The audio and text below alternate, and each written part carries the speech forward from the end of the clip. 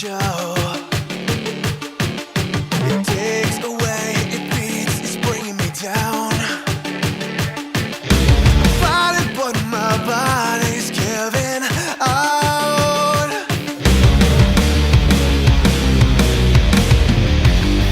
I'm losing control.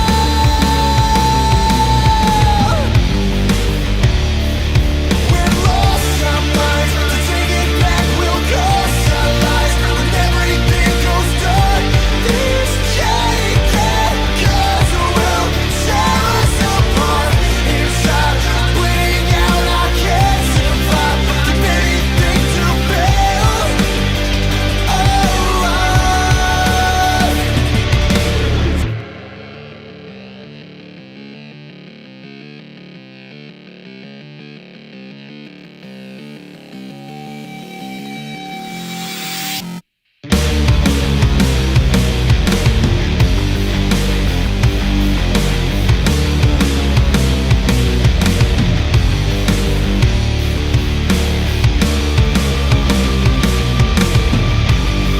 I'm losing control.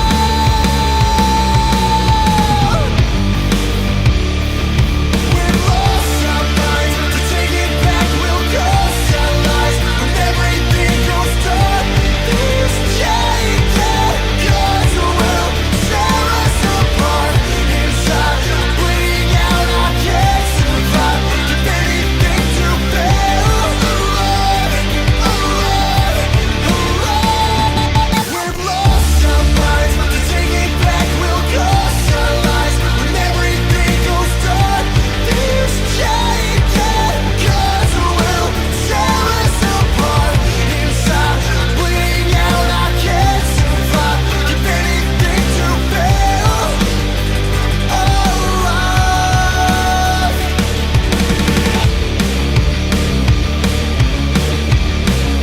I'm losing control.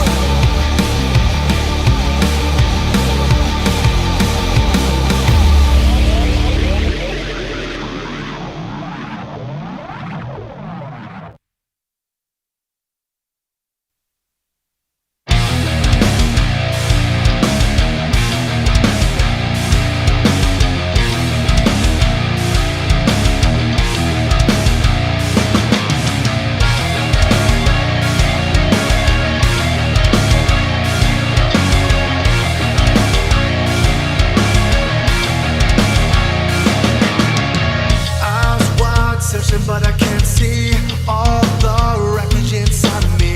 No light buried so far down. Dare to try to take a hold of me. There's no coming back from empathy. No words, silence is deafening.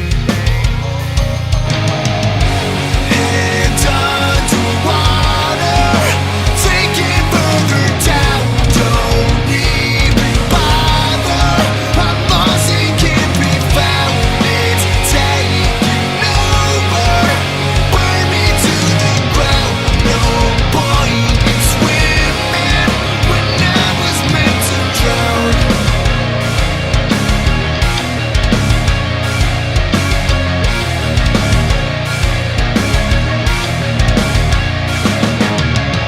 All the promises we Testing, can't testing, keep, 1, 2, 3. venom Testing, laden testing, 1, 2, 3.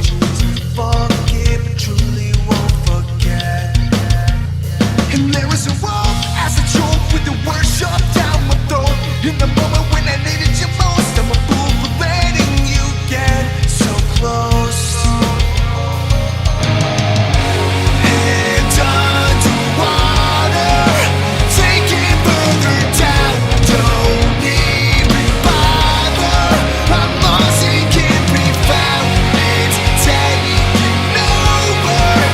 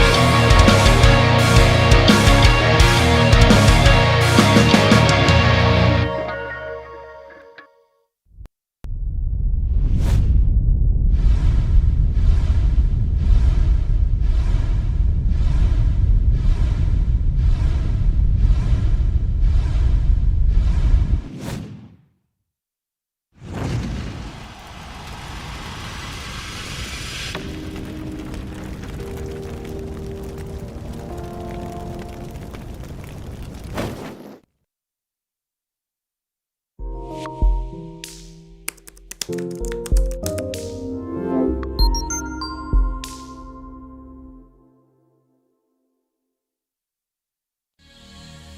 woman never belongs to you. It's just your turn. You lost your edge, she lost the traction for you. That's how it works. What'd you think she was gonna do? Tell you she cheated? Men cannot afford to get complacent in relationships. Get your fat ass off the couch, start lifting weights, and learn game. You're welcome. And now your man, Donovan Sharpe. What's up, guys? It's your man, Donovan Sharpe, and welcome to the 880th edition of TSR Live, your daily dose of toxic masculinity, misogyny, and small bleep energy. It is Wednesday, October 19th of 2022. It is good to have you guys in this afternoon. As always, we are multi-streaming live simultaneously to Facebook, Twitch, YouTube, mgtow.tv, manosphere.tv, DLive Rumble, and of course in crystal clear high-resolution 4K to Sharpe Stream, which is absolutely free on the App Store for iOS and the Google Play Store for Android. So however you are watching, wherever you're watching from, thank you for making the Sharpe Reality Live a part of your daily routine. Quick announcements before we get started. If you like the video, prove it and hit the like button. Also, if you like my channel, make sure you hit the subscribe button. If you have a strong opinion, whether you agree with me or not, drop me a comment and let me know, what you think. And last but not least, share these videos with anyone who pees standing up if you think they could use this content. Also, be sure to tune into the hashtag How to Relationship Podcast with myself. On the hashtag How to Relationship Podcast, myself and the lovely and talented Devin and I discuss current events pertaining to relationships from an RP perspective, as well as evergreen topics that will help people to have better relationships. We also talk about certain elements of our relationship to give you guys a little bit of insight on what makes us tick, what makes our relationship works. You can tune in every Saturday and Sunday evening at 7 p.m. Eastern right here on the Donovan Sharpe YouTube channel.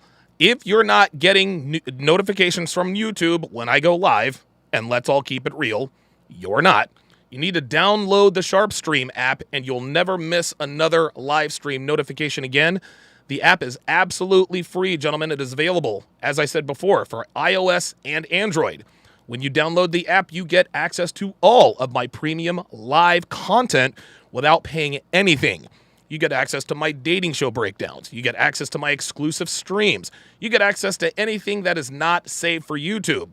What does this mean? This means you can watch all of my breakdowns, dating shows, movies, and so forth, and keep your hands on your money. However, if you do want access to the replays as well as the archive of the 20-plus seasons of dating shows and the 4 movies I've broken down and over 30,000 hours of premium content not found anywhere else, become a Sharpe Stream member or a patron member for less than 17 cents a day. Now, as a Sharpe Stream member and or a patron, you get access to the podcast versions of my live streams just like this one, which is all the content without any of the small talk, shilling, or me running my mouth about things you care nothing about, like my sponsors, my ebooks, or my bowling scores. More on that shortly. To sign up, go to patreon.com/Donovan Sharpe or to sharpestream.com. Gentlemen, I've said this once and I'll say it again. 95% of relationship issues can be traced back to the beginning of the relationship, the honeymoon phase. And guys, I know the honeymoon phase is magical, but trust me, I've been there many, many, many, many times. It's a very magical time. But if you're not paying attention, you will miss critical signs, characteristics, and habits that will tell you, that she belongs to the streets. So now the question becomes, what can I do to see through my endorphin, oxytocin, and dopamine colored glasses to see a woman for who and what she really is? The answer is my brand new interactive ebook, How to Properly Vet Women for Relationships. This is no ordinary book, gentlemen. This is no ordinary ebook, rather. This ebook is fully interactive, meaning that within the ebook, there will be a ton of audio and video supplements to the valuable information you're going to get. There will also be additional links to additional audio and video supplements, which makes this the best ebook I've ever done. The best part is that it's only $13, which is worth its weight in gold with all of the information packed within this interactive publication. So if you've been completely blindsided by a woman If you've been burned by a woman, or if you're not exactly sure if the woman you're seeing is worth committing to long-term, you need to get your hands on this book. To get your hands on this book, go to howtorelationship.net to get your hands on it today. So, a couple of quick things to go over before I go ahead and start this breakdown and this reaction. So, today I'm actually looking at the, I've got the National League Championship Series on in front of me. The Philadelphia Phillies, we took game one yesterday.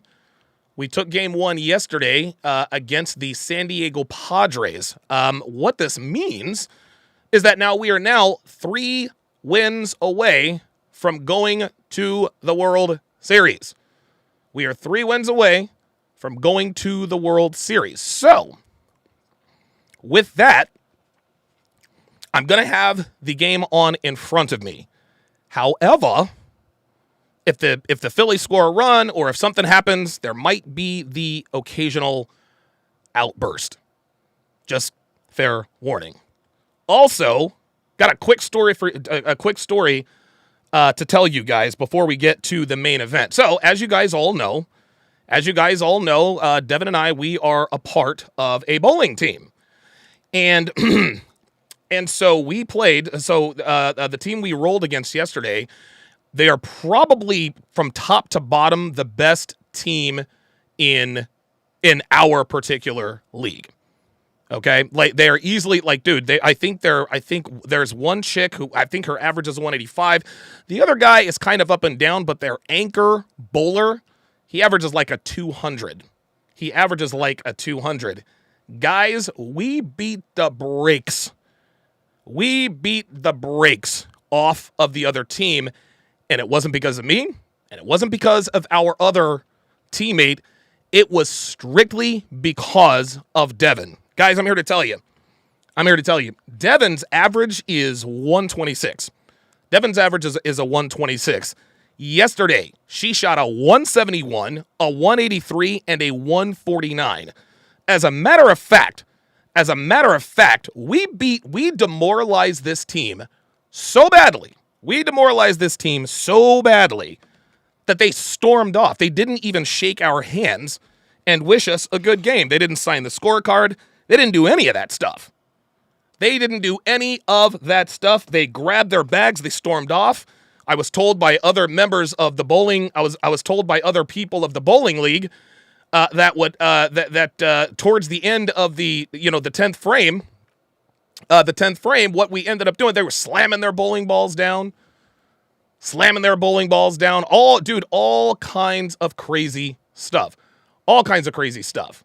And so, we absolutely demoralized the other team. And so I'm very, very happy. We are now probably moving into second place. With that. I know that we're at least in now the first place team. They are still in first place. There's no doubt about that. And the reason why I'm trying to buy some time here, guys. I'm trying to set something up, and I'm gonna be done in about 30 seconds. Give me 2 seconds. There it is. Main, no music. Okay, there we go. Perfect. Main, yeah. So what ended up? So we moved up 4 spots. And the first place team, who has another guy named Alex, is a part of what we have to offer there. So shout out to Devin. For absolutely killing it on the lanes last night, guys. This is the best bowling series she's ever had. It's the best bowling series she's ever had. Her high game all time is a 207. She's never had a series like this. So congratulations to the lovely and talented Devin. She changed her approach, and if she can stay with this approach consistently, guys, I don't know that there's anyone that can beat us. I really, really don't. Well, what did yours truly shoot? Well, I humbly shot a 203, a 196, and a 187. So, a few pins short of a 600 series. I went into this series as a 184 bowler. I'm probably going to be up around 186, possibly even 190. So Again, this was a very, very good team that we shot against yesterday, and I'm telling you right now, without Devin rolling the best series of her life, literally, we probably get swept by that team. Instead, we swept them, and I see you guys in the chat. You guys said that they rage quit. Yeah, they pretty much did. They pretty much did. Your boy was clutch in the 10th frame. In all 3 games in the 10th frame, the first 2 games, 2 strikes. The last game, 3 strikes in a row. So that's how it goes. Okay, let me quickly read these super chats before we get this party started. Daddy Dame with the $10 super chat says, Hafiz was sounding like a straight preacher con artist. Hafiz talking a lot, talking fast, talking about himself the majority of the time. No facts, data, statistics equals con artist. I'm not going to go that far to say that Hafiz is a con artist. I think that he believes that what he's talking about is true, but I believe that he is being influenced by the wrong people. I don't think Hafiz is a bad guy. Hafiz, listen, I know you guys probably don't like him right now, and you might not like him after this, but I don't know him personally, but guys that I've worked with, Myron has worked with him closely, Alpha Male Strategies. I've talked to both of these guys. I've talked to both of these guys about Hafiz. They're like, hey man, he sees things a little differently right now, but he's a good guy. And you know what? I got to take their word for it. He's chill, member of the chat for 12 months. Holy smokes. Says, I'll have to catch the replay. Blessings. I appreciate that very, very much. A couple more super chats here. Darius Horton with the $5 super chat says, after watching the talk with Pearl he definitely seems lost.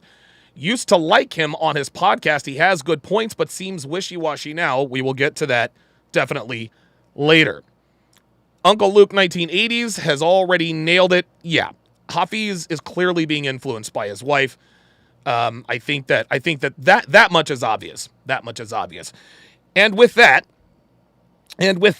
let us go ahead and get to the breakdown. So, I don't know. When did this live streamed when? Let me hit the escape button here just to see.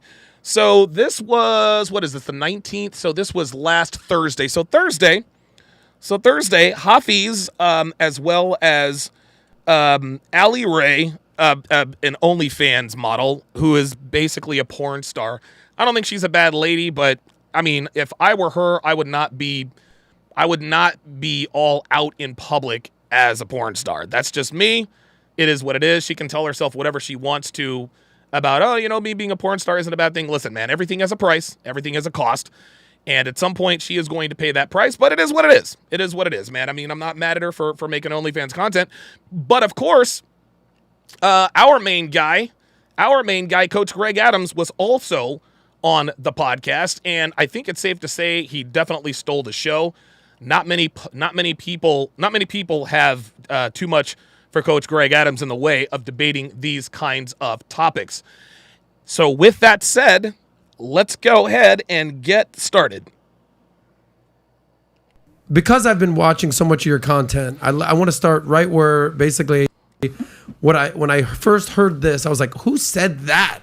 And then they said it was you. It was something called protecting your meat. Have you heard about this? Yes. Protecting your meat. And meat standing for your money, your energy, your attention, and your time. And basically you've said that all relationships are transactional and that meat is the value that you're given to women. So break down what this meat is and how can men protect their meat? Well, the funny thing, when you use that phrase, protect your meat, obviously people are going to think, what? You know exactly. What I mean? And by the way, shout out to Coach Greg Adams. I sort of took and listen, I'll give him credit for this. I say now he says it better. It's protect your meat, but I call it your tiers, your time, energy, attention, and resources. Coach Greg Adams calls it your money, energy, attention, and time. It's literally the same thing. It's his concept. But I just decided to put another acronym on it. But I try to use that as a metaphor to say, try to show men where your value is. A lot of times people will give men an idea, there's other things that are included in this, but it all boils down to, especially when you get to a point of marriage, what is your energy that you're going to put in? Typically, men give energy to women. Women pretty much don't reciprocate that back. That's right. I've never seen many men that spend a significant time with women and then come out energized, even in the bedroom. Most of the time, they can probably fall asleep within 15 minutes. But now, there's a physiological reason for that, especially when it's unprotected sex. Semen has protein. Semen contains energy, right? Anyone who is sexually experienced, we know that by and large, after you get done having sex with a woman, you are drained and she is energized. Like sex drains us, it gives girls energy. Well, the reason why this is, and again, I don't want to make this a semen retention thing because there are a lot of guys, oh, semen retention is a bunch of BS. No, I'm all about semen retention, 100%, but not as a magic bullet. The detractors of semen retention like to say, yeah, these semen retention guys are supposed to make you more alpha. No. There are health benefits, mental and physical health benefits to semen retention. No, it doesn't turn you into Superman.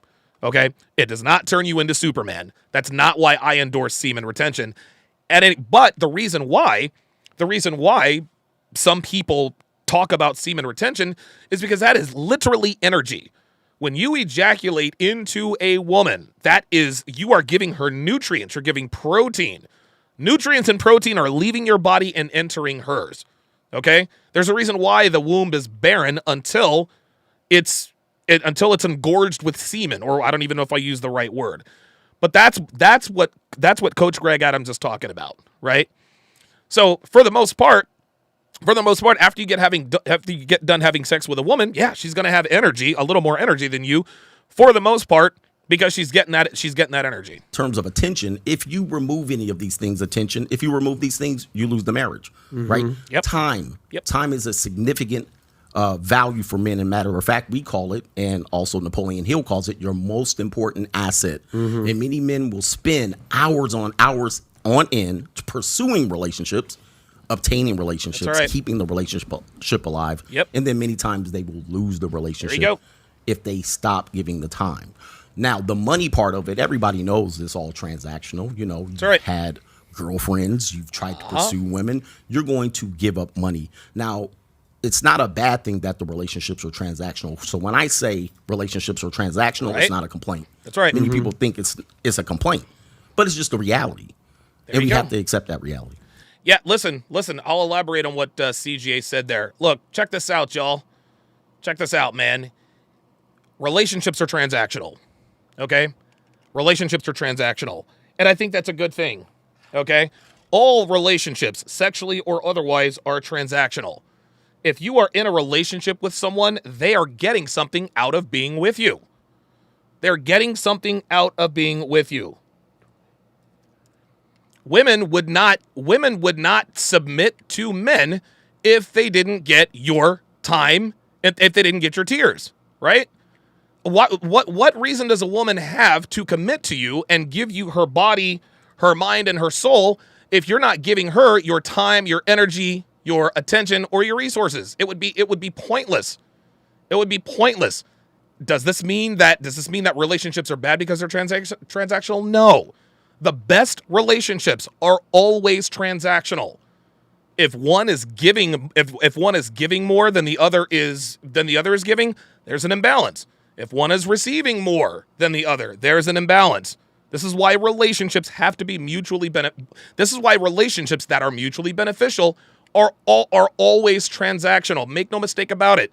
Devin would not put on hoops, heels, and lipstick, for sex every night if she didn't get access to my tears. She just wouldn't. And I damn sure wouldn't be giving her access to my tears if she didn't do the things she did for me.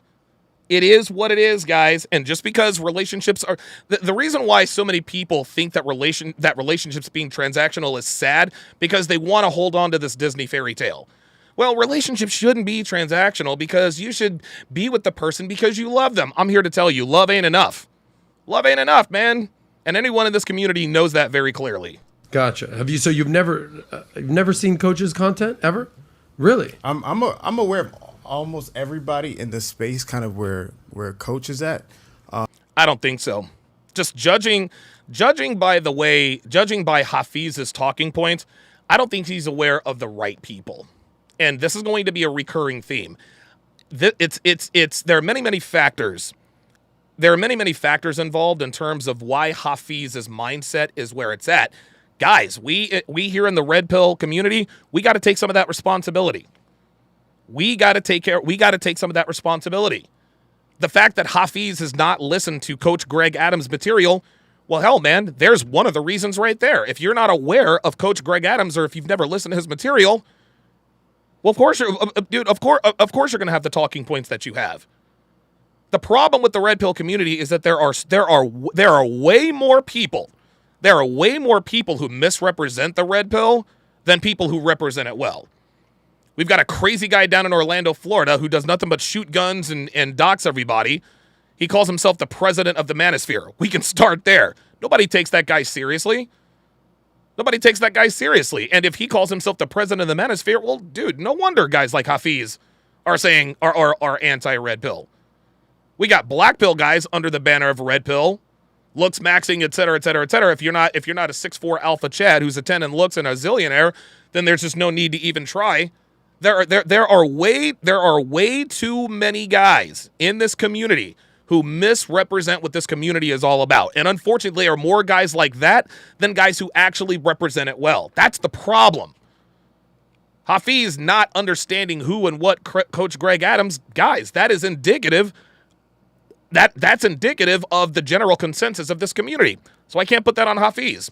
A lot of people, I may have heard ideas from other people, but I don't think I've actually sat down and watched anything from problem number one. I may have seen like videos or like reactions to certain people, but I've never actually sat down and said, okay, let me sit down and hear him. From my memory, it may have occurred in the past, but from my memory, I can't like quote. Just say no, ideologies or Hafiz. Just say no. Philosophies that he holds currently. But when you hear someone say, you know, Hafiz, one thing that he has in common with me is that he talks a lot. Like he talks like he's a talk box. He just asked him, have you ever watched this content? Are you familiar with this content? All Hafiz had to say was no. It took him a minute and a half to tell him no. Just understand that. Hey, all right, protect your meat. And you're hearing him break that down. What's the first thing that comes to mind to you? It sounds good. You know, like I think everyone should protect their money. Everyone should protect their time. Everyone should protect their money. Everyone should protect their time. Remember that. Right? Like, I think that sounds good. It's just, how is that fleshed out? That's what I'm curious about, right? How that's fleshed out. I don't understand. You protect your money. Like, I don't know what do you need fleshed out. Like, money takes time to make. If you're protecting your money, you're protecting your time. Because I think sometimes, Yeah, C. Bay Day says he's talking like someone being dishonest. Yeah, anytime someone takes a long time to answer a question, odds are pretty good that they're probably being dishonest. That's an astute observation. I love about what you do so much, Adam, and I have to shout out what you're doing, is that you bring in people from different sides. You know, I'm really interested in, hearing more about your life. I think it's an interesting dynamic, mom and OnlyFans. Were you the one who sat down with Ruslan? I was. Okay, I so, love to comment. So I love what you do, Adam, because what you do is you provide an opportunity from different people to hear a myriad of ideas. I feel like a lot of times people on the internet sit in these silos of this. Did he just say I feel like? Hang on a second. See, this is indicator number one that he's being influenced by a woman. Listen. What you do is you provide an opportunity from different people to hear a myriad of ideas. I feel like a lot of times. Yep, he did. He says, I feel like. Listen, just because you feel like something doesn't make it true. You just got. This is why Pogson, Meyer and Gaines, and Fresh have the merch. I feel like. Dude, it is facts over feels, people. Sometimes people on the internet sit in these silos of just one type of content, one type of information. And so basically, he wanted to use the word echo chamber, but I guess he wanted to fancy it up and use the word silo, right? Is he right? Yeah, there are these silos. But Hafiz, my friend, we've been in a silo for 70 years. Finally, men have a voice and people have a problem with it, right? So what this comes down to is, yeah, you know what? The red pill space can be kind of an echo chamber. You want to know why it's an echo chamber? Because you can't get this information anywhere else. You cannot get objectively actionable advice for men that actually works anywhere else. It's got to be an echo chamber because as soon as we let guys in like Hafiz, they quote unquote infiltrate the red pill. They use the red pill to go off and get a girlfriend or a wife, and all of a sudden they say, okay, well, now I don't need the red pill. This is what's happened with Hafiz. He found the red pill, right? He became more attractive, et cetera, et cetera. Now he's married and has a wife. He's thinking, well, wait a minute. I could have done this without the red pill. Well, here I am. Well, this is likely what he is going through. This is likely what he is going through. So yeah, you know what? This is a silo, Hafiz, but you want to know something? The silo and the red pill is necessary because you're not gonna find this kind of content or these kind of talking points anywhere.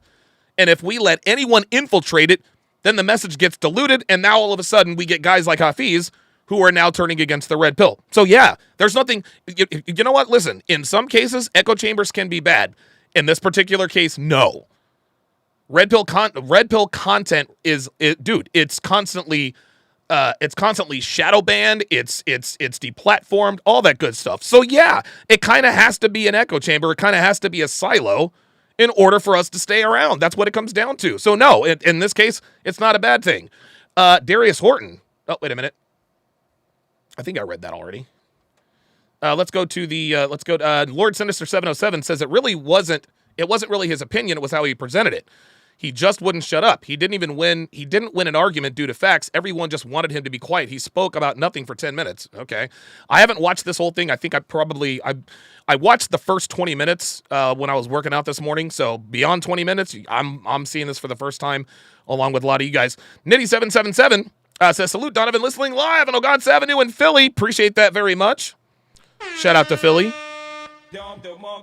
My Sixers stuck the L yesterday, but it is what it is. So to me, I'm very interested in hearing all the unique different ideas so that the men can sit down and choose what is actually the best. Yeah. What is actually going to tangibly improve people's lives? Because to me, that's all that matters. At the end of the day, it doesn't matter if it's from me or Greg or Adam or Ali. If the information makes you a better man, makes you a better father, you may not feel this way, but makes you a better husband, if it makes you better, that's a win. I don't care who it comes from. Yeah, but that's the problem, Hafiz. It does matter who it comes from. You see, there are a lot of men and women who give faulty advice to men and women under the guise of makes you a better man or a better woman. They really think they're helping people, but they're not. So yeah, Hafiz, it does matter where it comes from. I think he's just setting this up to make himself look like it's open-minded. It sounds to me like he's already started his campaign. Like he's already called us a silo. He's already called us an echo chamber.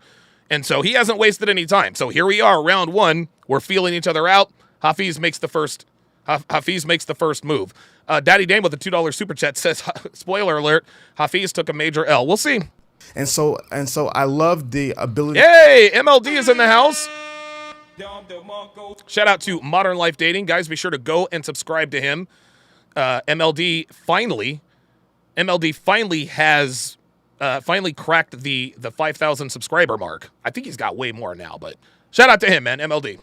Of unique ideas to being able to be discussed today, and I just hope the best idea always wins. I love that. And here's what I'll say, and I appreciate that, Hafiz. Yeah. That was all lip service. This is exactly.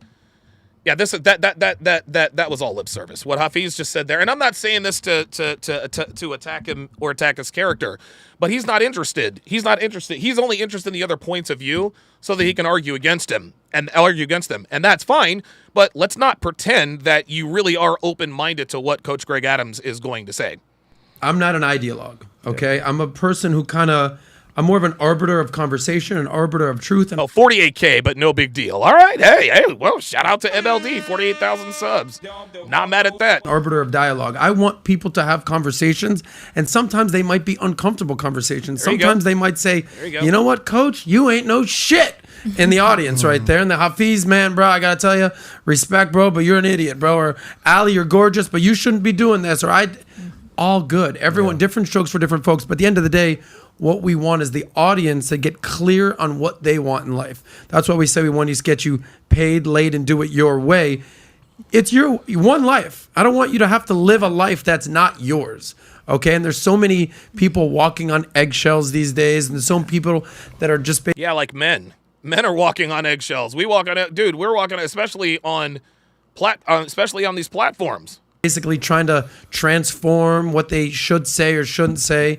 And on a show like this, I wonder why. Just do you. And, that's and to be fair, Yeah. to your point here, a lot of men are kind of pushed in one direction. There it is. Based on a few things. And There some it is. people will say, hey, don't you want to get married? Don't you want to have kids? And a lot of men are uncomfortable with it because of what comes with it.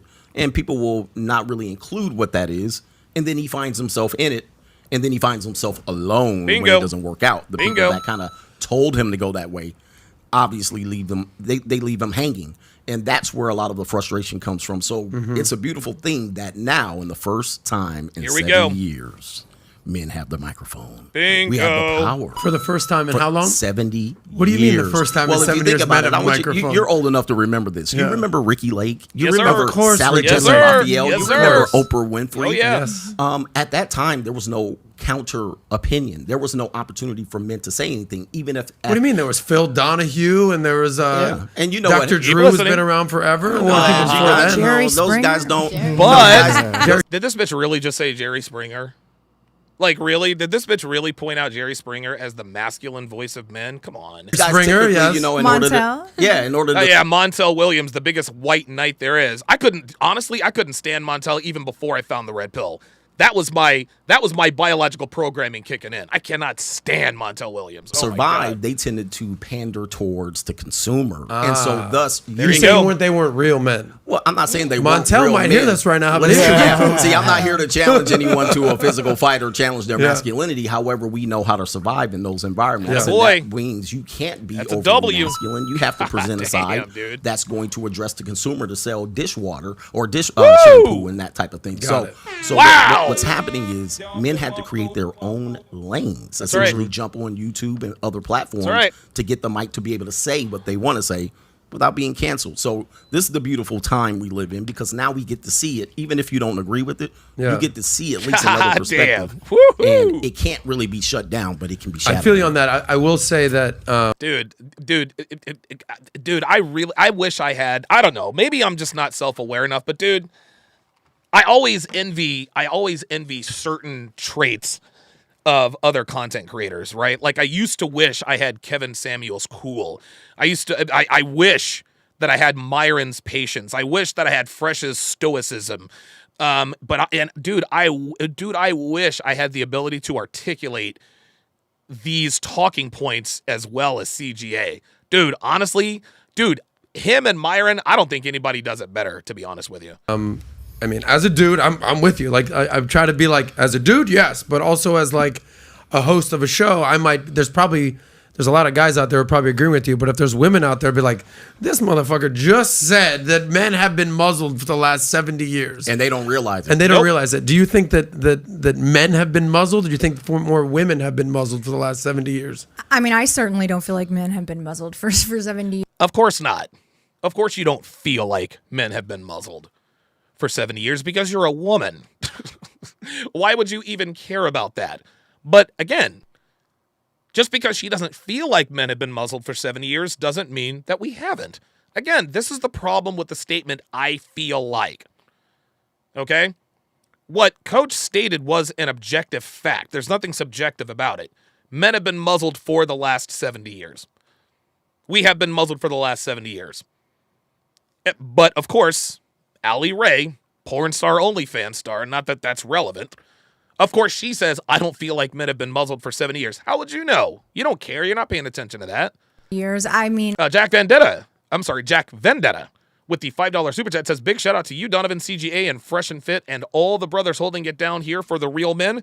Appreciate that very much. Thank you. I think there's been, plenty of, like you stated, women like on talk shows and such like that. I don't know that those platforms were used on either side really to voice the things we're talking about you today. I serious? just don't think people talked about it as openly as they do. Most of those were, as you said, around consumer or what was going to be. Do you guys understand what's just happened here? What's just happened here is, and this is through no fault of her own, but Allie Ray is completely oblivious to the plight of men. And why should she be aware of it? What she just said was absolute ignorance. She's sitting here telling us that neither side used these platforms. Are you kidding me? Listen, this is how ingrained the programming is, guys.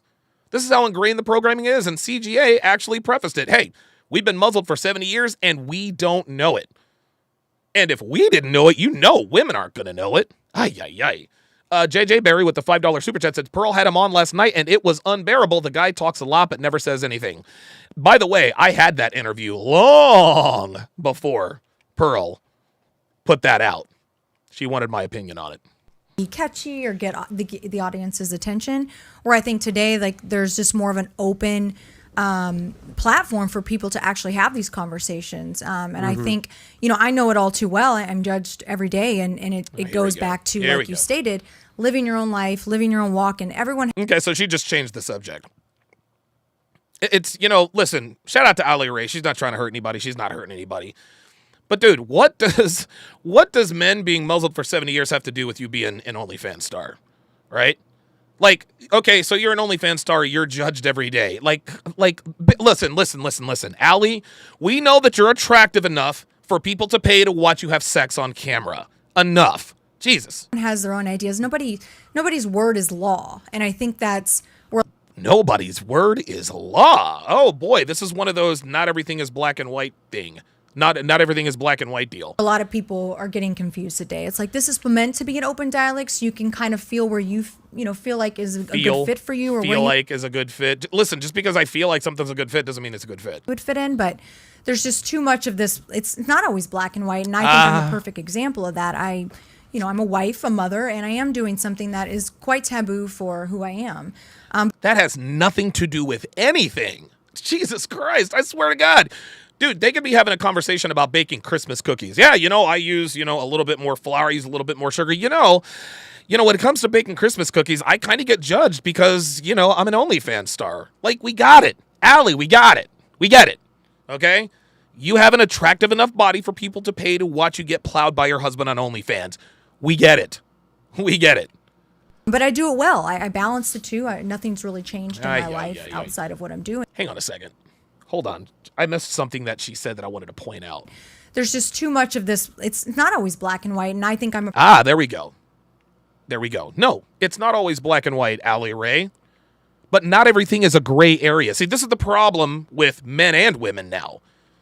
Is that the opposite. See, black and white represents objective truth. Water is wet or it's not. We know that it's wet. The sky is blue or it's not. That's objective. The gray area is the subjective truth that women like her like to swim in. Well, not everything is black and white to be able to justify whatever decisions they make. Of course, she says not everything is black and white. She has grown sons and she gets fucked on camera for money. That's fine. You can do what you want, but sweetheart, you are going to be judged for that. Your sons are going to have issues because they know what your mother looks like intimately. Like, I don't know, and again, I'm not trying to, and I'm not trying to make this about Ali Ray, but think about the world we live in. We have a wife and mother openly, basically bragging about the fact that she gets fucked on camera for money and gets paid to do it. This is her third or fourth time on the show, guys. Her third or fourth time on the show. Like, why are we so proud of the fact that we're an OnlyFans star as a mother? A perfect example of that. Of course you are. I'm a wife, a mother, and I'm doing something that is quite taboo for who I am. But I do it well. I balance the two. I'm sure you do. Nothing's really changed in my life outside of what I'm doing. Nothing has really changed in my life outside of what I'm doing. I think I enjoy doing these type of shows because it does give me the opportunity to really show a different light to the industry, a different light to me as a person. I mean, what the fuck does the industry have to do with male and female relations? Who I am, Ali. Look, shout out to Sosnick. Shout out to Adam Sosnick, but I mean, she's a woman. This is what she does. Ray is very different who I am in real life, That has nothing to do. So we went from men. How do you feel about the statement that men have been muzzled for 70 years? How did we go from that to, Ali Ray on camera is very different from Ali Ray off the camera? Prior to this, and I think that's just the side that people don't get to see, and so it's which has nothing to do with it. I've got a cue cards and everything, and I'm just kind of throwing, but kind of all over the place here. But I find it interesting. You were married 9 years, okay, and on the 10th day he got out, kind of a thing. You've been married 20 years, almost 22. 22 years. If I had a cocktail, I'd cheers to you. And you've been married 1 year, okay? Yeah. And I was in a long-term relationship, single now, all good. What I want to know is, Nothing wrong with fake boobs, computer geek. of your friends that have been married somewhat as long as you, I'm not saying as long as you, how many, let's say you have 100 friends. Let's just say 10 friends, just to Okay. kind of keep it simple. How many are still married? How many are happily married? How many are like, I just can't wait to be like coach over here and just, I'm looking, and we're in the 8th inning, I'm trying to get out before the game's See, stuff like this, questions like this, lets us know that Sosnick is definitely red pill aware. He's definitely a red pill guy. over kind of a thing. If you would break that down. Yeah, so that's actually interesting that I don't have very many friends, well, obviously because of my industry now, but even prior to that, Part of the cost. because the friends that I did have that were in marriages, I've always been happy in marriage. I married literally to my best friend. We got married very young. I love him. I enjoy my time with him. We Okay, have fun good. together. I think what I would deal with is a lot of complaining. Like it was every conversation Oh, in here the we break go. room at work is everybody just hates their husbands. There it And is. was like, These are the she's- women she's complaining revealing to the you. truth. And this is when you were a nurse? yeah, all the Okay. time. And Oh my God, of course she was a fucking nurse. That explains everything. I had a hard time connecting with people because it's like, well, here I'm going to be this girl, like, oh, what? I love mine. We're going to go out and have drinks. You guys want to go? They're just, the guys, I always noticed the husbands were always out with their friends and, the wives were always doing their own thing. It was a very divided household. And I've noticed this too, even my sons, they're older now, but they've told me, like at other people's house, it's just crazy. Like, I never see the parents sitting on the couch together like you guys do or like hugging or kissing or, Listen, outside of this whole OnlyFans thing, it really does sound like Allie Ray has a pretty good marriage. It sounds like she's got a pretty good marriage. But what she's also revealing is that most of the people she knows, most of the people she knew back when she actually was in the rest of the work industry were fucking miserable in marriage. She said it herself. Fellow nurses, all they did was complain about their husbands. There we go.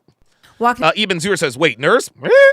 in the kitchen, my husband slapped my ass. Like, it's just those things, like, they don't see any affection. And so I've never connected Allie, we get it. You have a nice enough ass that your husband still smacks it. Jesus Christ. with a lot of other people because of that. So to answer your question, if you said I had 10 friends in a room, I'd say maybe 1 or 2 have at least marriages for that long, but I've never met someone that I think is truly as happy as we are or that enjoys their time together. And I'm Okay. not saying that's how a marriage should be because a Yeah. lot of marriages, they really thrive on that space apart and that's important to them. And so maybe that's just not what they do. Here's what I'm hearing. Yeah. And then I'm gonna turn it over to you. You're an anomaly. Yep. Okay. You're in a That's it. you're in a That's it. loving, That's it. sex-filled marriage. That's it. And you had a career, and now you're doing OnlyFans. Like, you're an anomaly, okay? Yep. Like, you're making more money than most women. You're happily married. Exception to Like, the rule. You're not She's the the exception to the average. You're rule. not the typical statistic. You're the Exception. the exception to the rule, correct. But what I'm also understanding is that a lot of your women, 8 out of 10, are basically in this marriage where they're upset, annoyed, they're sick of their husband. There you go. Because a lot of times we hear on my show and shows like this, men kind of need to be like the man running the show. That's right. Tell these women what's up. There you go. Women have a voice in this perspective as well. Yeah. And Yes, women have a voice in this perspective, Mr. Sosnick, but we've listened to women for 70 years, and look where it's gotten us. Right? Like this, like again, anything women have sole control over, they automatically destroy. A woman's default programming is self-destruction. If you leave a woman to her own devices or leave anything in the care of a woman, she's going to destroy it. She'll destroy herself, her children, her family, etc., etc. they're kind of being the complaining behind the scenes. Go ahead, Coach. Well, I want everybody to understand. I'm going to look into this camera right here, so I hope you see me very well here. I want Go ahead. everybody to understand and remember that everything I say from this point, she backed it up. That's all right. So it's basically That's right. 0. All right. You have no hope, no chance. That's it. Past the 20 years, and that comes from experience. It also is the You experience. have no chance of passing 20 years, you're saying? No. You can pass 20 years. Yeah. You'll probably be roommates, and you'll probably be overweight in a busted Pillsbury biscuit can. Or you'll probably be the exception to the rule. But the data shows us, plus Yeah. the experience that she expressed. Not only does the data show us CGA, empirical data shows us. And I'm going to go back to this example time and time again. You ask the average rank and file man anything about these topics, they're all going to verify, yeah, what CGA says is true. You'll see.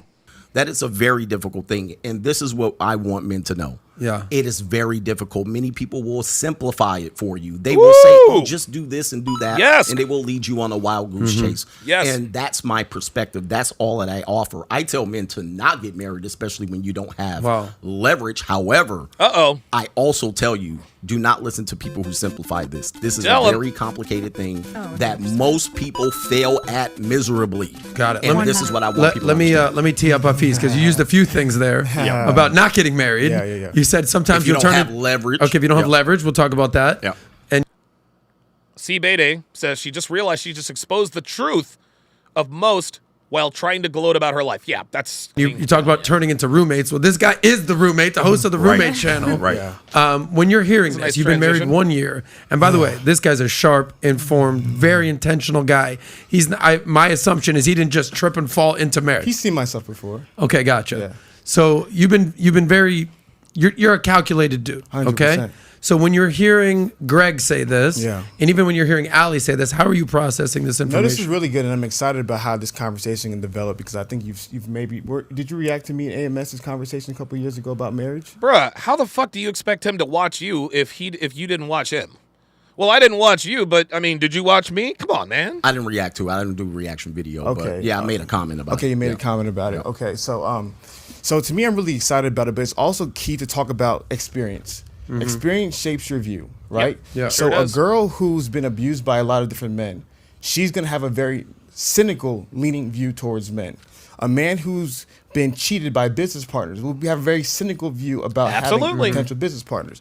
So it's also unique to talk about we have to be honest. Yeah. Nobody here is 100% objective. That's one of my arguments always with red pill stuff. They say they're speaking There the we truth. go. There it is. Here we go. That's his objection with red pill stuff, is that they're speaking the truth. You're not a robot.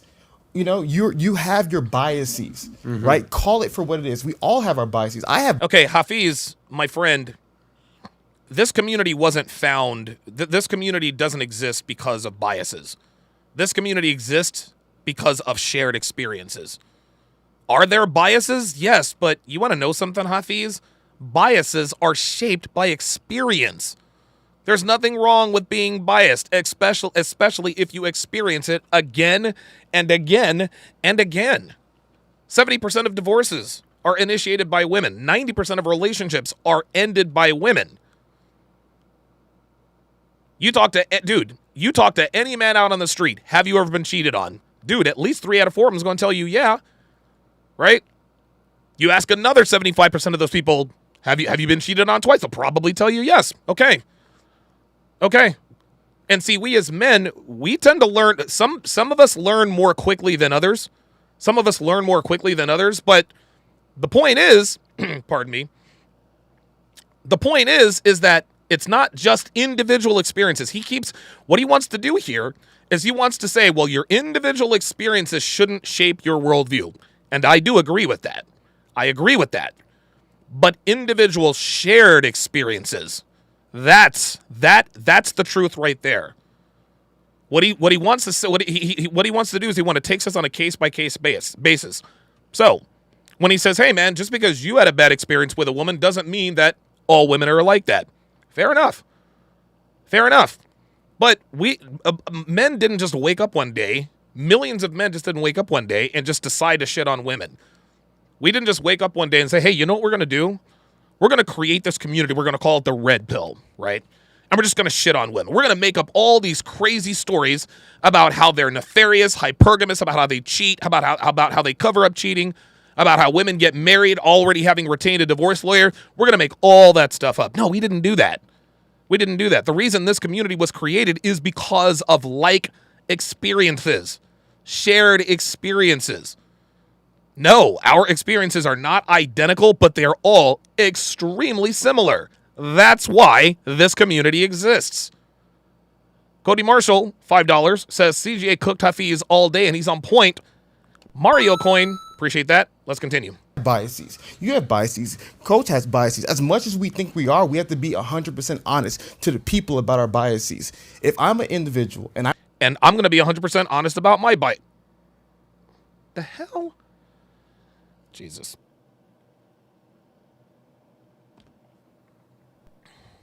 I have no idea what just happened there. No, hang on. Let me.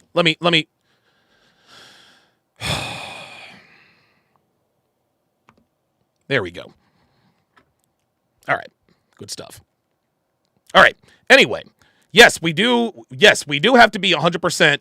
We do have to be 100% honest about our biases. There is absolutely no question about it. But like I said, we all have shared experiences. I remember when I had the debate with Alex from Playing with Fire.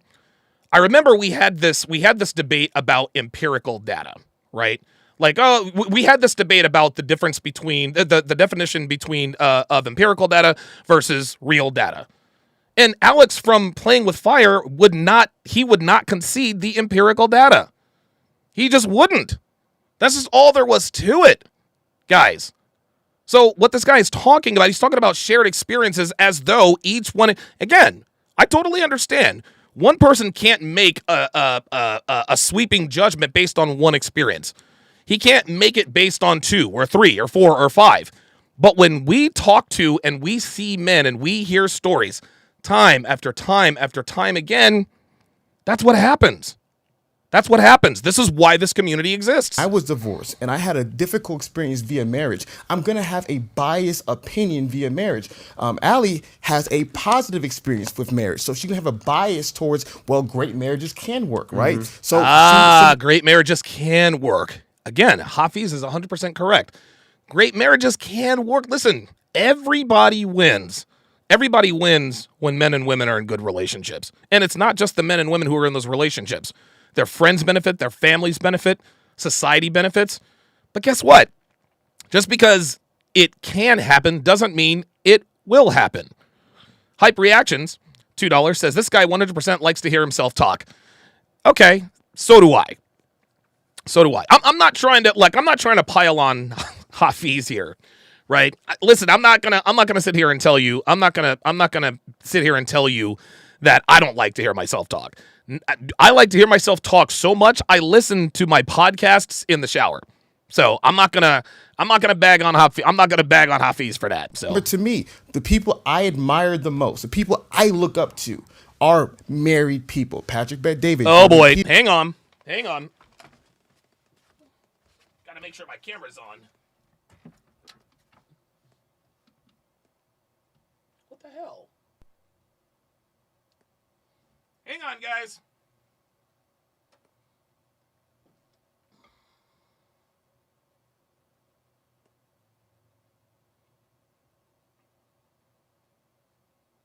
There we go. I want to give you guys a little dimension so you guys aren't looking at the same thing the whole time. There we go.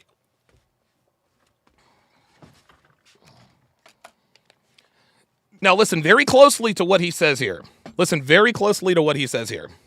Peterson, my father, Pastor Mark Driscoll, people who I look up to the most, right? Long-term marriages, the people that I celebrate a lot. Long-term marriages, which is good. My father and mother been married for over 30 years. And guess what? Devin's mother and father have been married for 40 years. Kudos to them. Great, healthy marriage. So that's my opinion. My Pastor Tahiti Lewis, been married for over 25 years. So that's my worldview. And so to me, that's the problem. What Hafiz is doing, and I can understand why one might think this way.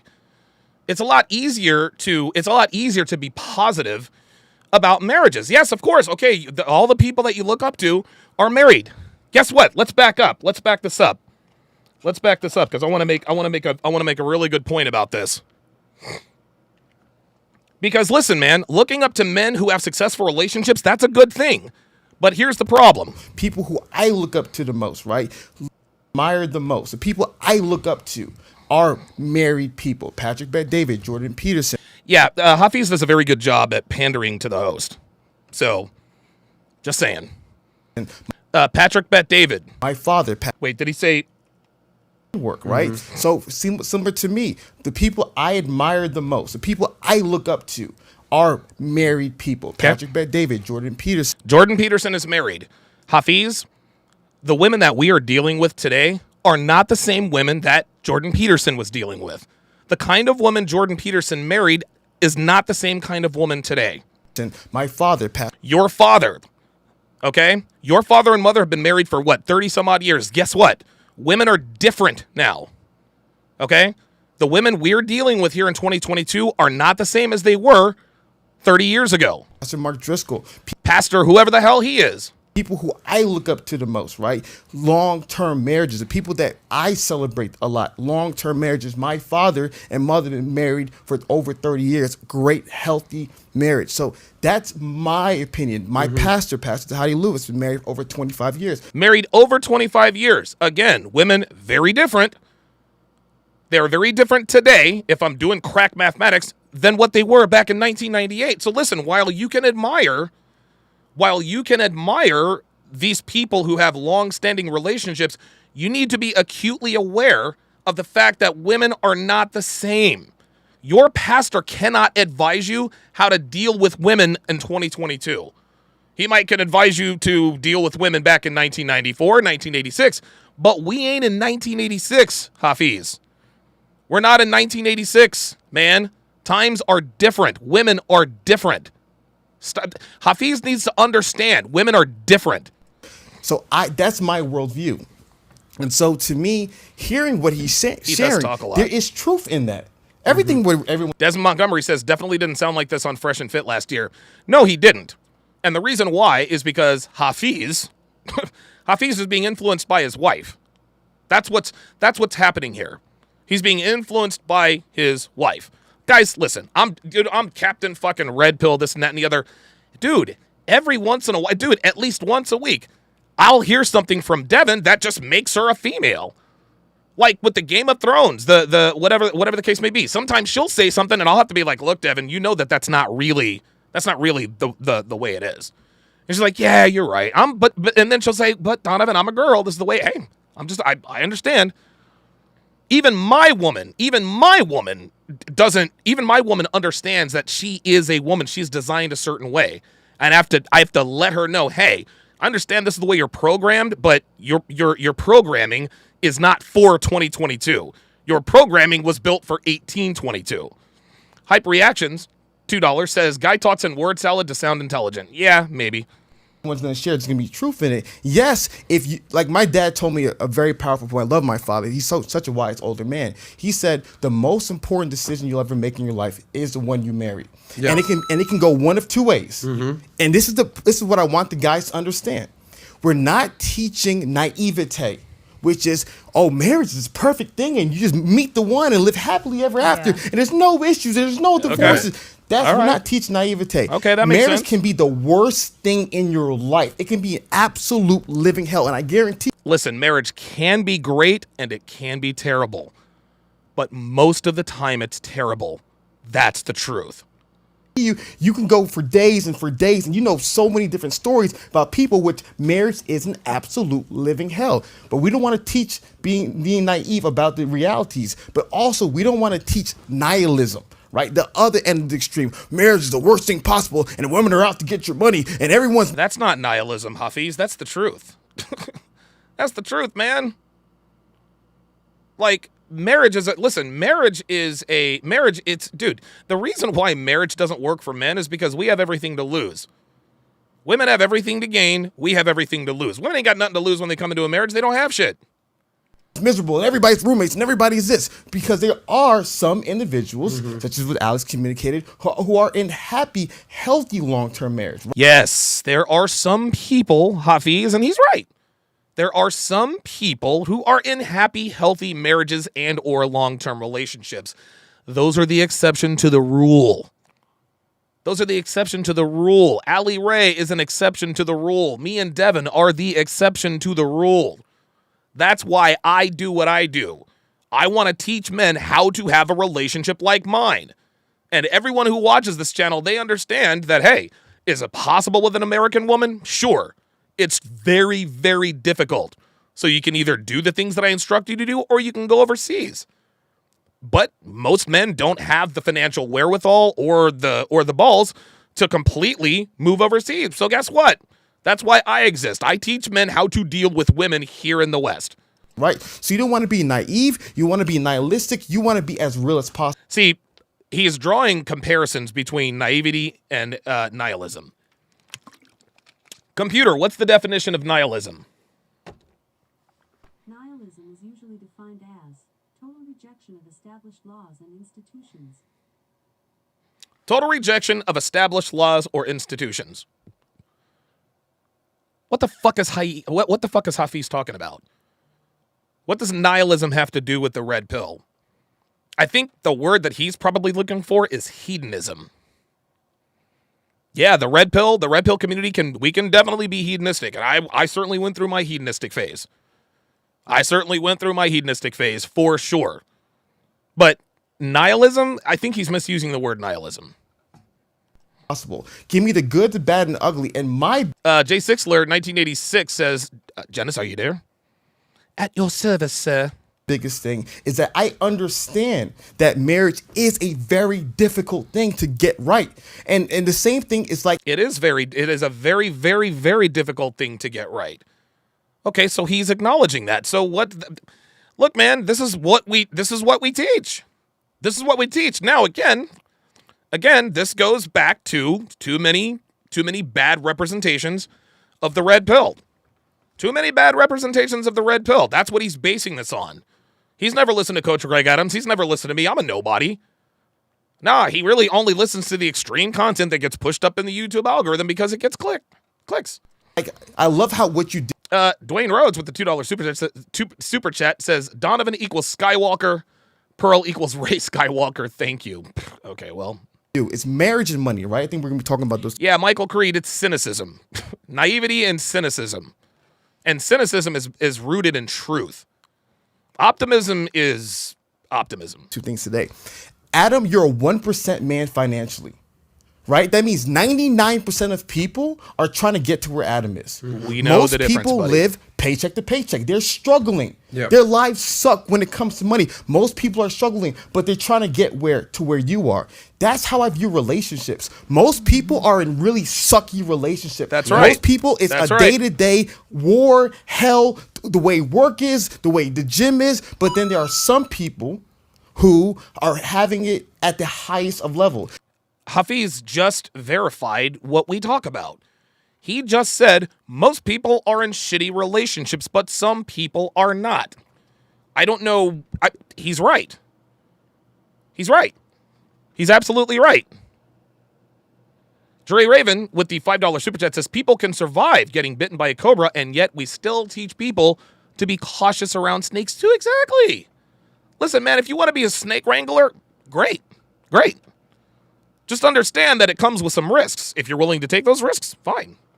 The same way nobody says, oh, well, most people are not going to be in the 1%, so screw it. You should even try. It's, 90% of businesses end in 10 years. You should even try. Yep. We say if somebody's going to succeed, why not you? Which is why I love what you're doing. If someone's going to be rich, why not you? If someone's going to make money, why not you? If someone's going to have a great podcast, why not you? So for me, I acknowledge that the top of the mountain is rare. I acknowledge that. But what I also acknowledge is that if somebody's going to win, why not it be you? And how can we help as many men as possible get there? Everybody won't be able to get there, but how many people can we help get there? And that's what, to me, matters the most. Okay, yeah, that was just a bunch of word salad, but I'll tell you this. He's right. Everybody's trying to be that top 1%er. Everybody's trying to be that top 1%er. I'm going to rewind it a little bit because he said something very poignant here.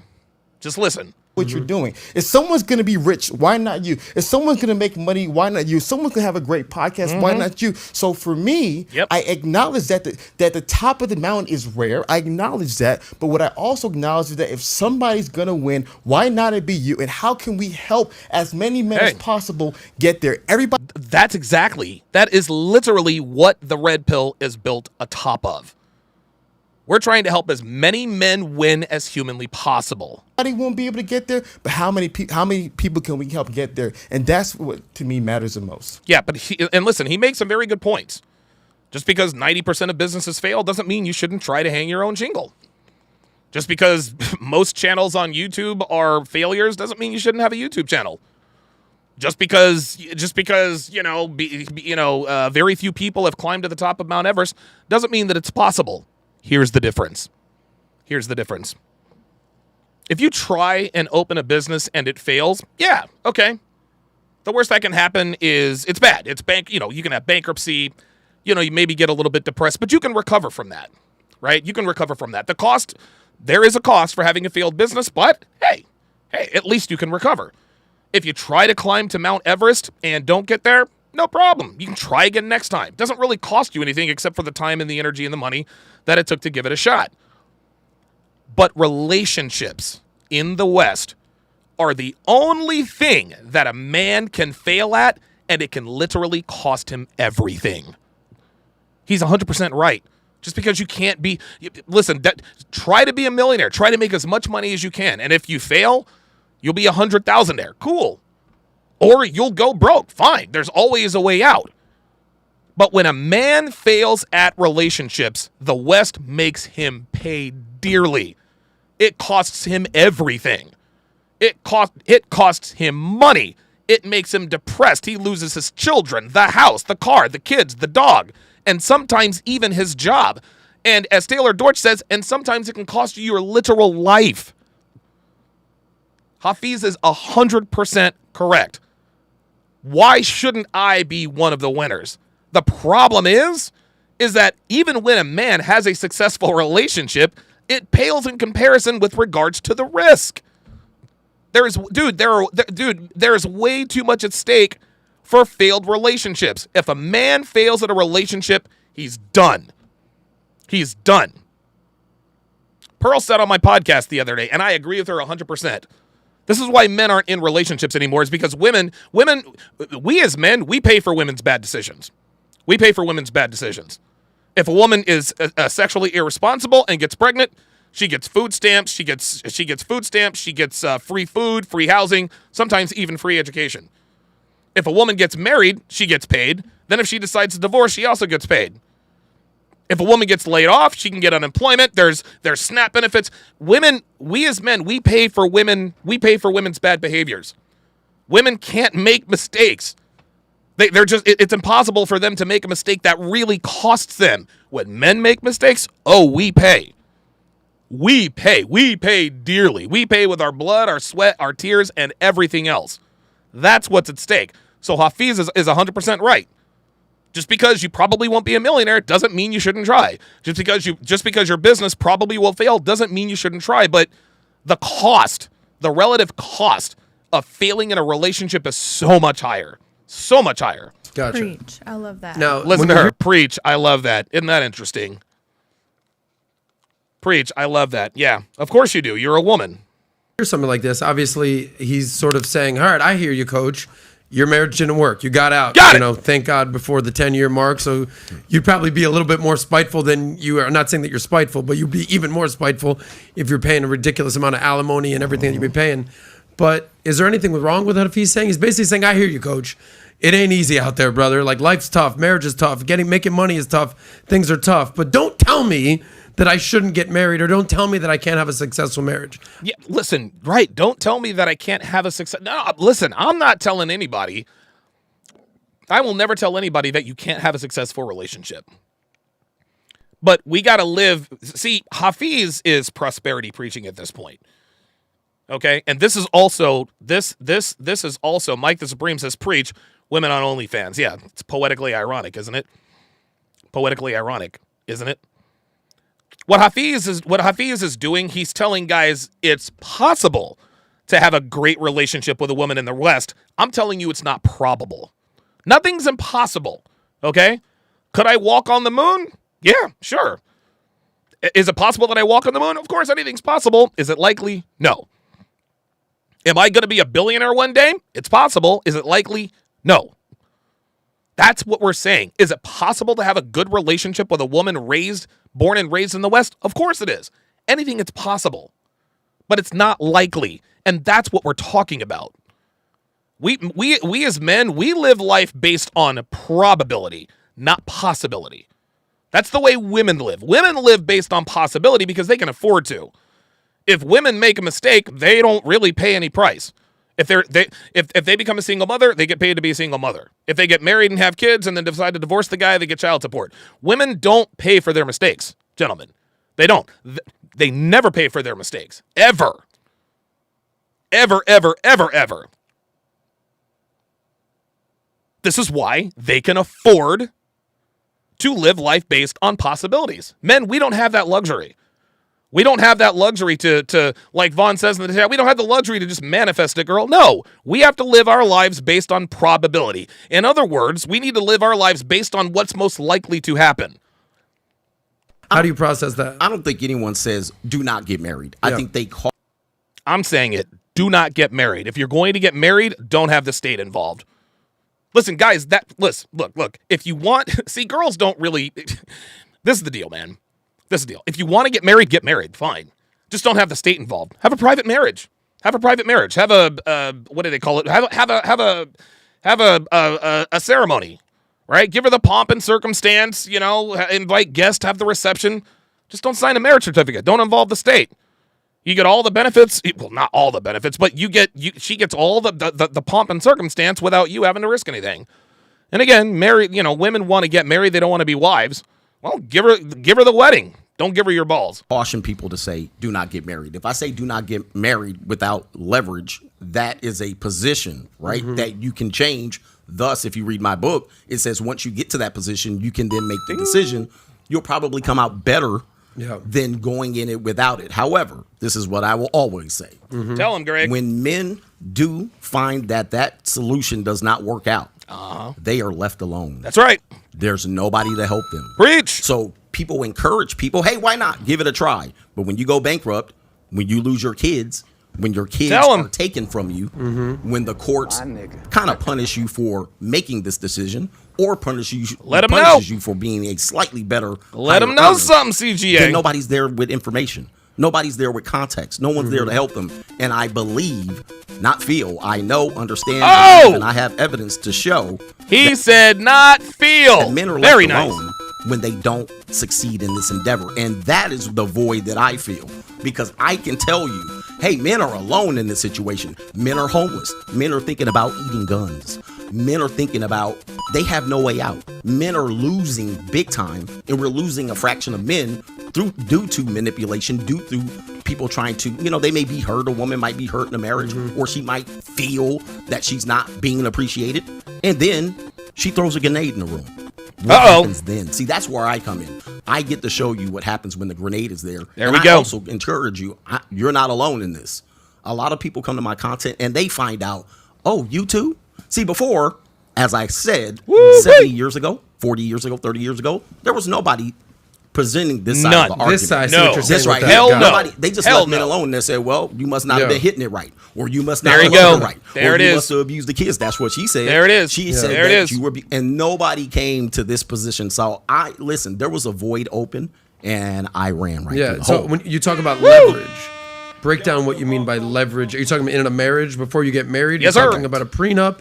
You're talking about a set of Oh, rules, here we go. The guidelines? prenup, the P word. Here we what's go. The leverage you're referring Well, to? a lot of men, a lot of men are looking to be loved, right? So a lot of men, the transaction is always men give, women receive. So in this instance, once men do a lot of giving, they may sacrifice, they may risk things, but they're risking. Men give, women receive. God damn, he's on the little fire. things that they have. They don't know what they're going to lose in the future, right? So by that point, they will probably avoid a prenup. They might say, I don't need a prenup. I don't have anything. This is real shit. Right? Listen. And so he'll get married. He'll build some things. Once the commitment is made and once the investment is made, then he has something. So then when they say, well, you better love her right. You better screw her right. You better appreciate her right. And he says, well, it's still not working. She's not happy.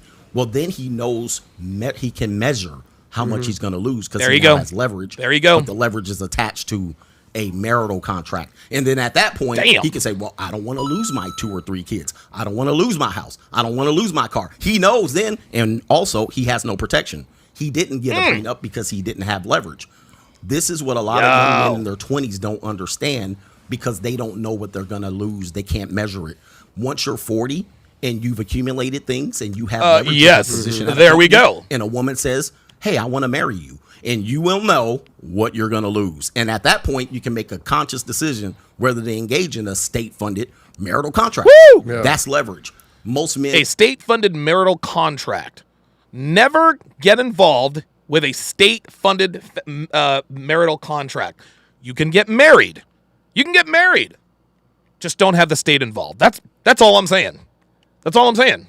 And get married without the leverage. Did you have a prenup when you got married? I was married at 28, 27, engaged at 27, 28. So absolutely not. You did not have one. Nope. And if you ever get married Y'all are killing me, Hafiz. Hafiz is malfunctioning.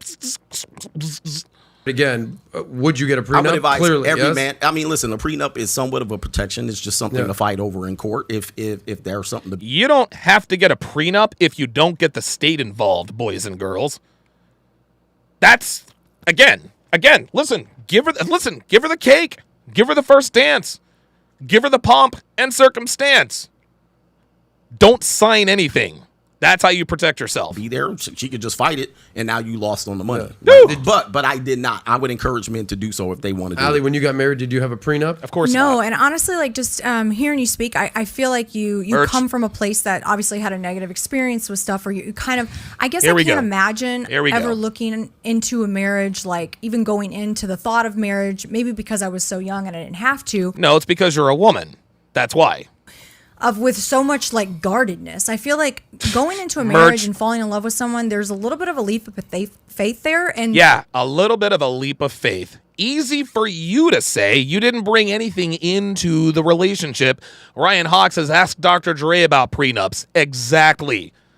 Prenups are almost never worth the paper they are printed on. Fuck out of here. Fuck out of here with these prenups. I don't give a shit. Are you kidding me? Are you serious? But going back to what Miss Allie Ray is talking about, just take a leap of faith. Are you serious? Are you out of your mind? Yeah, just take a leap of faith. Yeah, it's easy for a woman to take a leap of faith because she's not risking anything. She's not risking anything. She's not bringing anything into the relationship that she hadn't previously given to another man. That's what this comes down to. Really, when a woman gets married to a man, really, what is she contributing? A used up vagina and sometimes even a used womb. Yeah, take a leap of faith. Shit, if I had nothing to lose and everything to gain, yes! Bryce Harper with the base hit against Blake Snell. Yes, sir. If I had nothing to lose, shit, I'd get married to, take a leap of faith. Sure, no, fuck faith. Let me say that again. Fuck faith. Fuck that. Nah, when it comes to your time, your energy, your attention and resources, fuck faith. Fuck that. No. I'm going to control my controllables. I'm not taking a leap of faith for any goddamn body. Fuck that noise. Fuck out of here. That's why bitches always say, let's take a leap of faith. They got nothing to lose. What's the worst that can happen? You get played by another dude? Big deal. There's always going to be another beta in waiting. Fuck out of here, leap of faith. And so sometimes when you make it too transactional, I don't know. I feel like for me, it would take a lot away. And maybe again, because I was so young, we were kids ourselves. We didn't have. Make no mistake about it. Women are more aware of the fact that relationships are transactional than women. Women are far more aware of the transactional nature of relationships than even men are. You see, men, we love idealistically. Women love, shout out to Rolo Tomasi. Men, we love idealistically. Women love opportunistically. Okay? We are the true romantics, guys. We're the true romantics. We are. And we have to be, because if we weren't the true romantics, then nobody would get laid. Nobody would get money. Nobody would have kids. Nobody would have kids. So for her to sit here and poo-poo the idea that a sexual relationship between a man and a woman is transactional, this just goes to show. And again, women are loyal to each other before they're loyal to men. Yes! Base hit. Bryce Harper's on. He couldn't go to second. Damn, couldn't go to third. Okay? Guys, listen. That's how this works. Philip Smith with a $10 super chat says, women do a leap of faith with a parachute. Men do a leap of faith with a boulder. God damn. I guess you're right. That's funny. Have anything to protect. Lord Sinister 707. Good to see you back. $5 says, and what men are saying is what happens when there is no one to help you when you fall. Exactly, guys. Exactly. But I feel like Merch. maybe that mindset is what's quite toxic for people that aren't able to find love is when you my God. constantly live in that, well, she might screw me over. I got to protect this. Like, how can you ever fully let yourself like go and be You don't ever fully let yourself go and be what? submit to just being in love? And Oh my God. Why don't you just let yourself go and submit to just being in love? Yeah, why don't I just throw caution to the wind?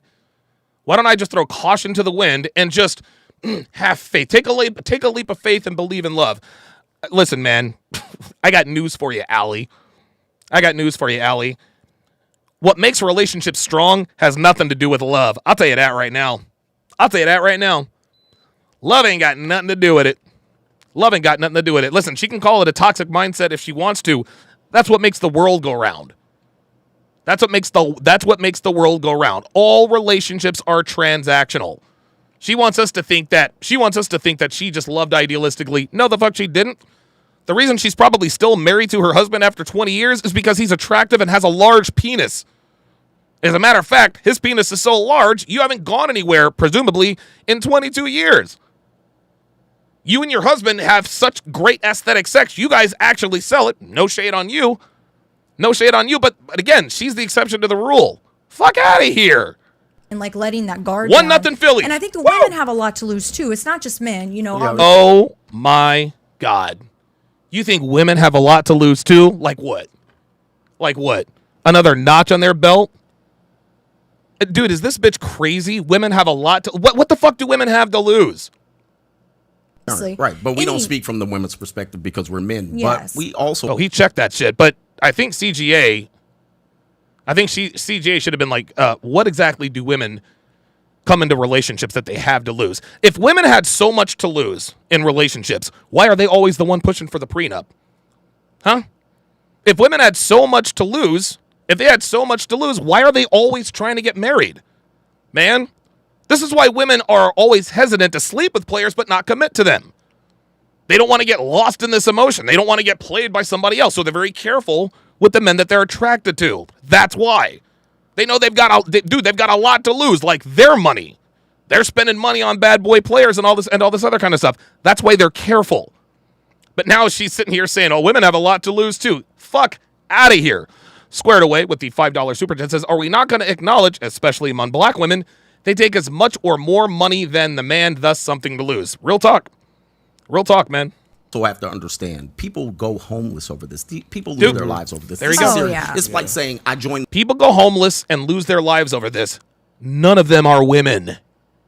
Dude. When marriages don't work out for men suffer. Women do not. The military, and I was just hoping that I came out of the war not injured, not disabled, not ruined mentally, and then I don't know why you would go over there and think that. Well, this is a battle, and the battles are won and lost. DJ Beefit with the $5 super chat says, "Men's Leap of Faith is Matthew McConaughey in Reign of Fire. Very good movie." It's not a battle though. I think this. Oh, Hafiz, it kind of is. It is a battle, and this battle was waged by women. See, he was just waiting for that buzzword to jump in. This is where the language has to be used correctly. No, Hafiz, Coach Greg Adams used the right word. This is a battle. And any man who doesn't think so has already lost. And I think to me, I love the balancing act that's going to happen today, because I think what's going on. Hafiz, we get it. You love the conversation, fam. Like, we got it.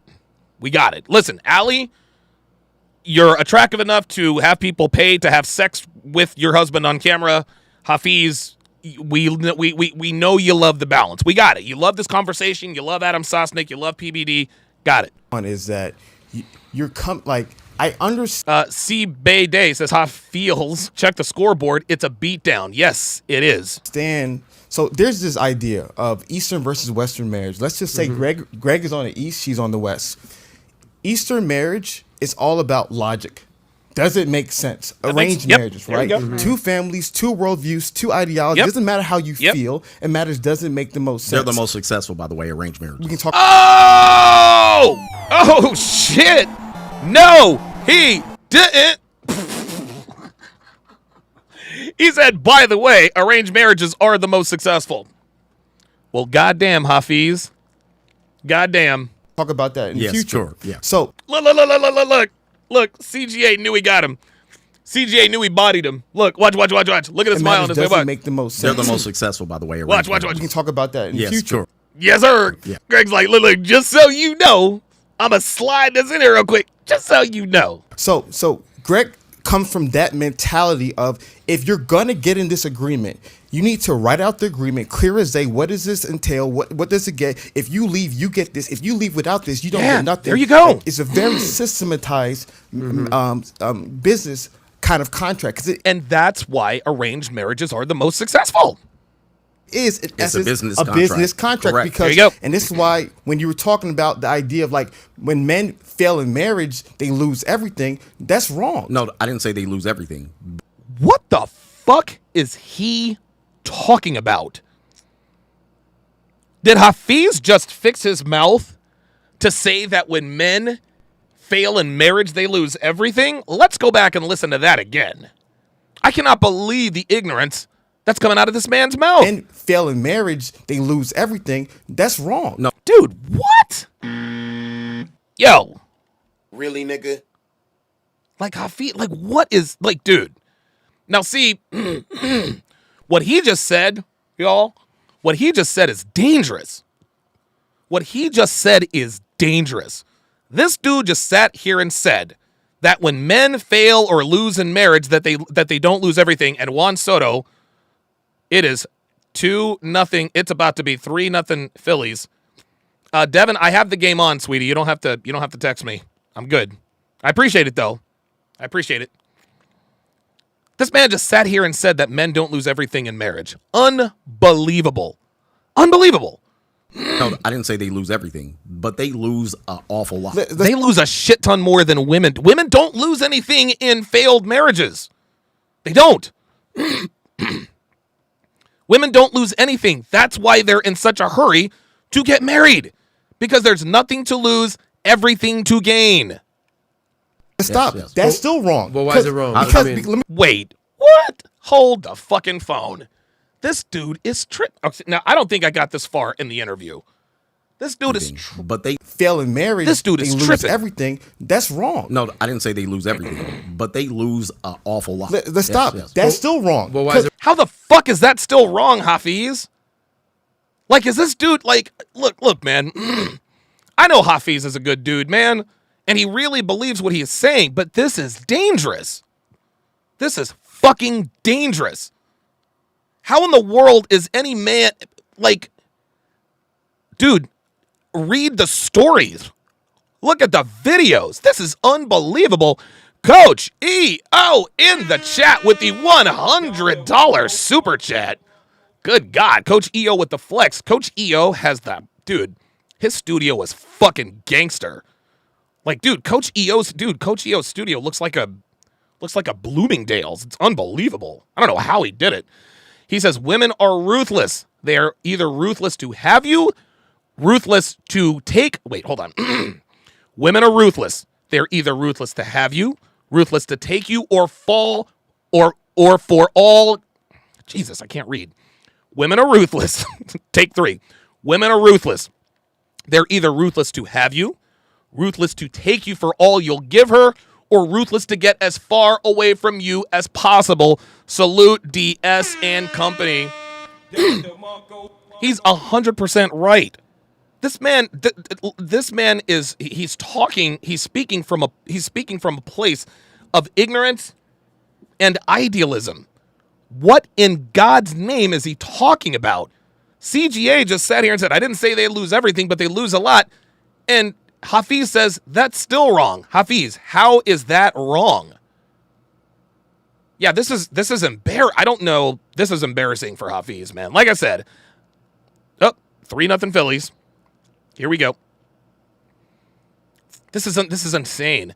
Lord Sinister 707 says, now I see what you mean. Because, let me tell you why. Because when men lose at anything in life, they lose a lot. You lose your job. Who's going to come? Are you fucking serious? So we have to accept the fact. So we have to accept the fact that men, when we lose in everything, we're just at a loss. No.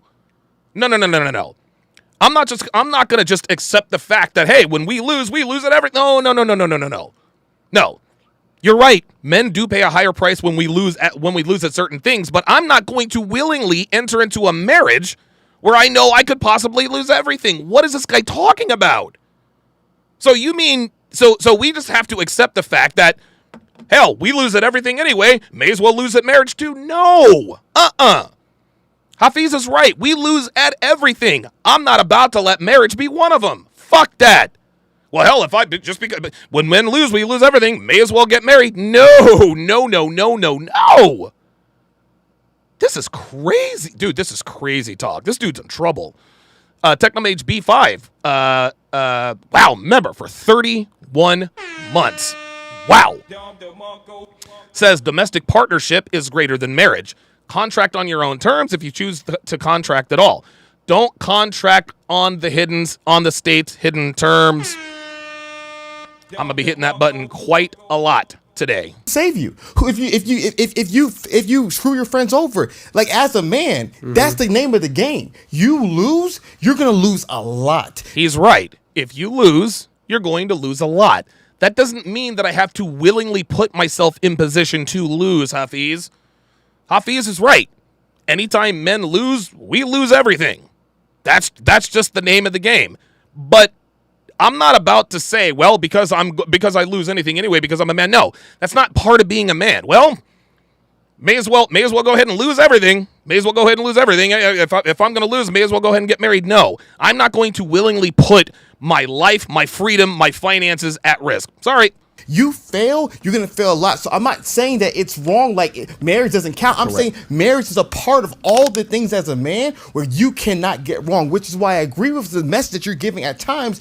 That's why you got to be 100% serious. You don't go at this naive. You don't go at this. Yeah, he's changing the goalpost.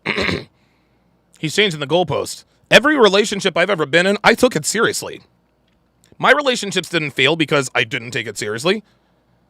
Come on, man. Like, what are we like, dude? Seriously? ProMan1 $2 says haters is hoping Allie gets interested. Yeah, you're right. What Hafiz is doing here, guys, is what's called filibustering. It's what's called filibustering. He just talks until people finally agree with him. Because you understand that there is a cost for this decision. So going back to the East.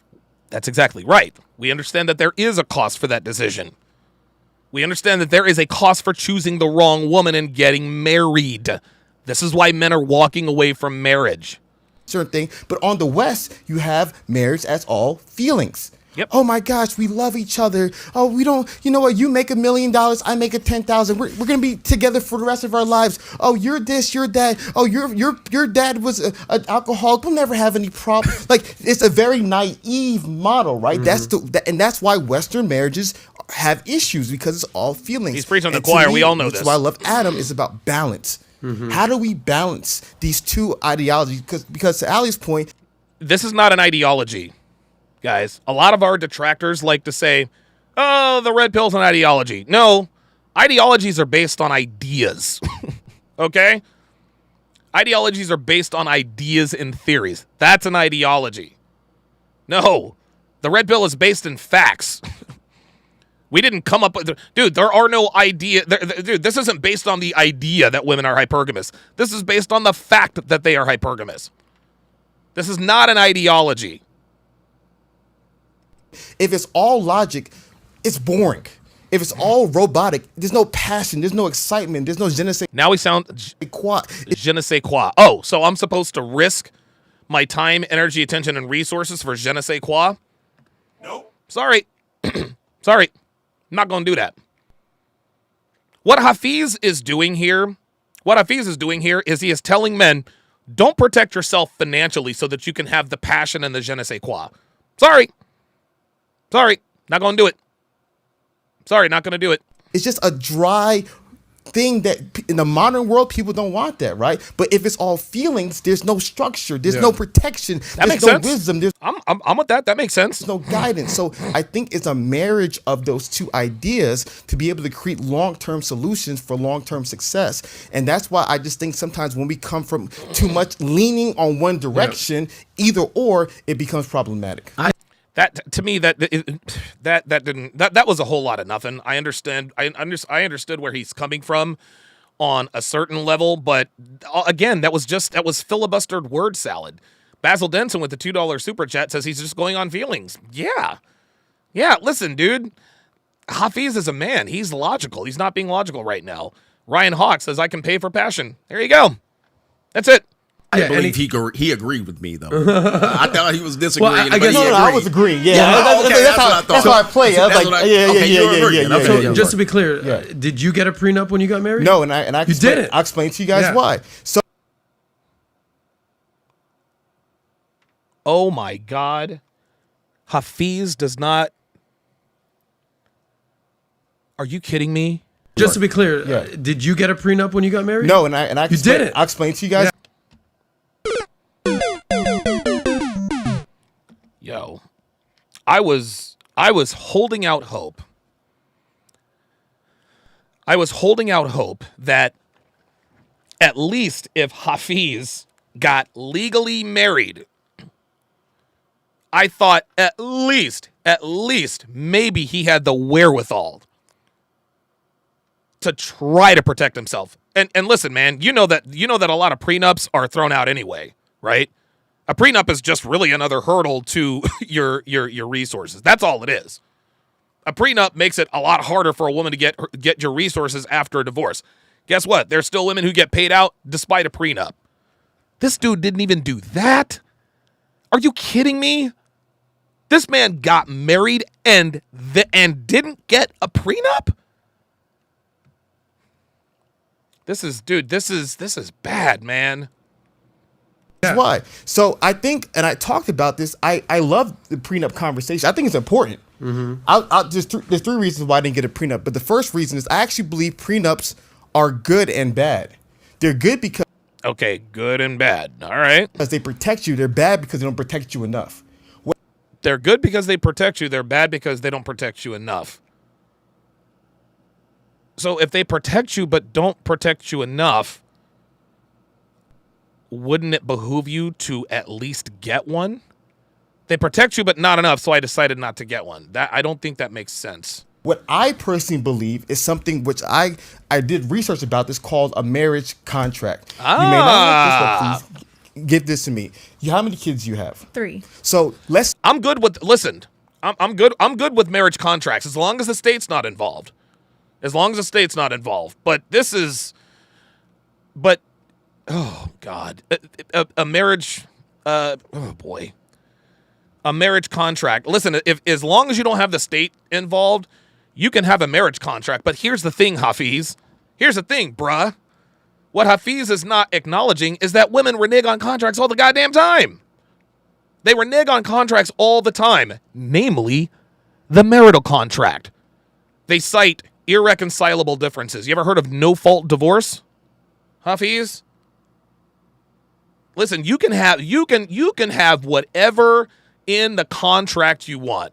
Women ain't gonna do what they don't want to do. That's facts. That's all there is to it. At the end of the day, women ain't gonna do what they want. Women ain't gonna do what they don't want to do. You can put whatever in the contract as you want to. Well, I'm supposed to do X, Y, and Z. No, women ain't gonna do. Oh my God. Oh boy, Juan Soto is having an adventure out there in right field. Damn. 4-0 Phillies. Wow. Say, Ali. Women ain't gonna do what they don't want to do. So if Hafiz is and let me rewind here. If Hafiz's solution is just, hey, let's have a marital contract, that'll solve everything. No, that doesn't solve shit. Women, it's nothing to sign a contract. Women be like, all right, cool, I'll sign a contract, blah, blah, blah, blah, blah.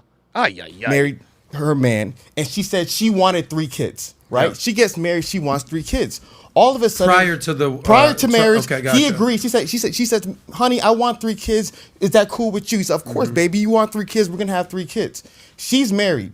5 years into it. Hey, when are we having our kid? Next year. When are we having our kid? Next year. It's year 8. He's like, I don't want any kids anymore.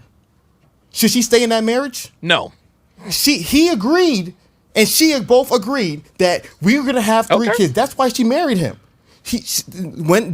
Yeah, but here's the thing, Hafiz. If he doesn't give her kids, another man will. Just saying. Philip Smith with another $10 super chat says, place your bets, boys. How long until she takes off on him? Oh, boy. Philip Smith, another $10 super chat says, Hafiz the type of guy to go all in with Uno cards. Come on, man. Yo, I got to draw 2 in a reverse. Come on, man. Come on. Y'all be nice.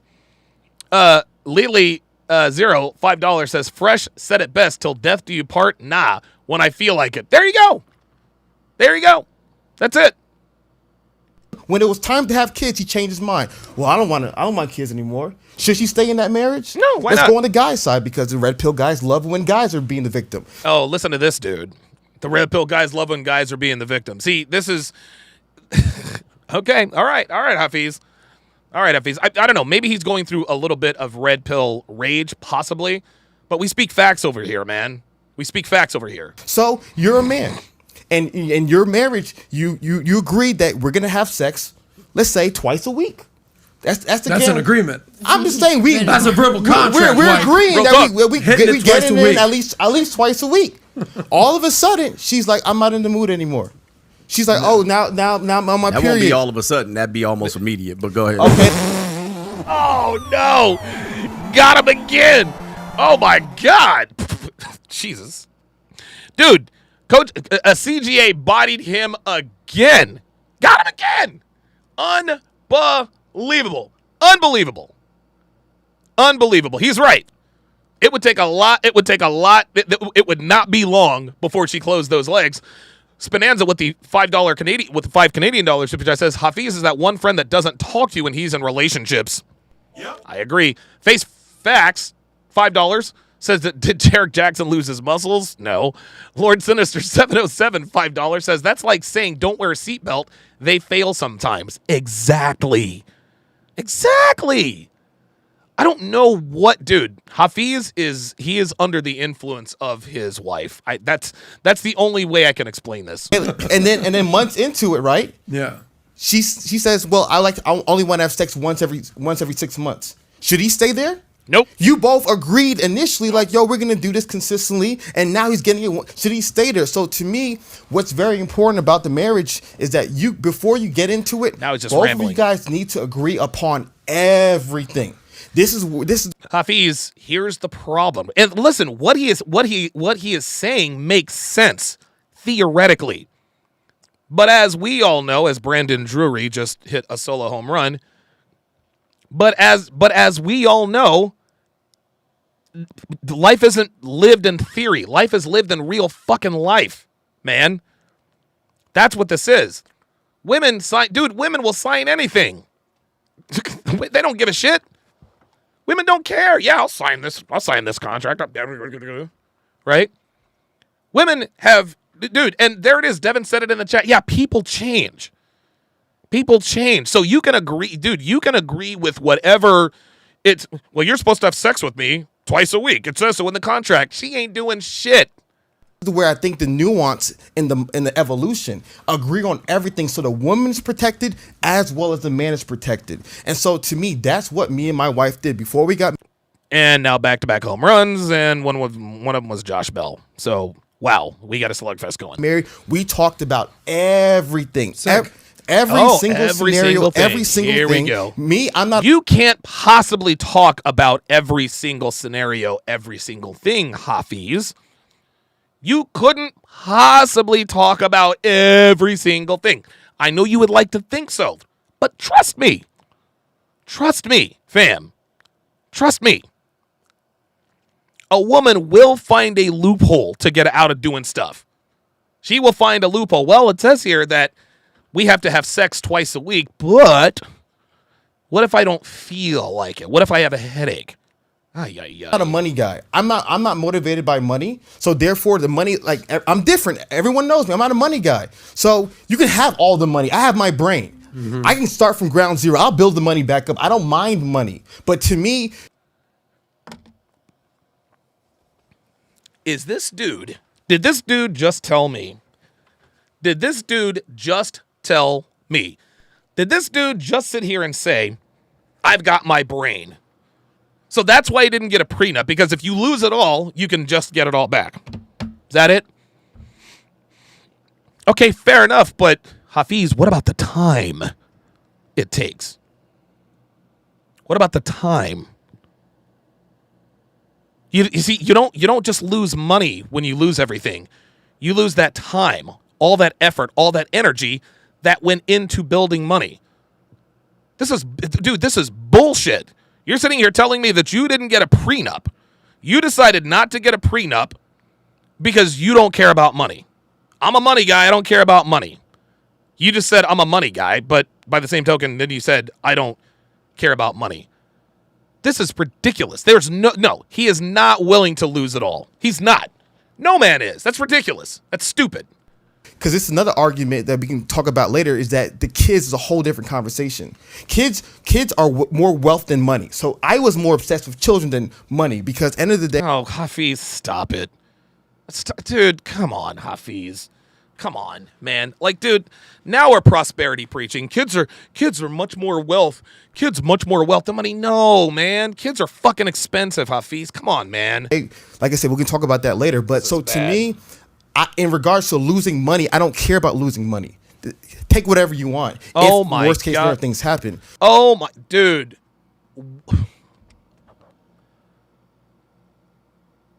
This is ridiculous. This is, this is nonsense, guys. This is absolute nonsense. Yeah, Broly's advocate just said it. He's embarrassing himself now. Look, let's just replay that. Let's just replay that little snippet.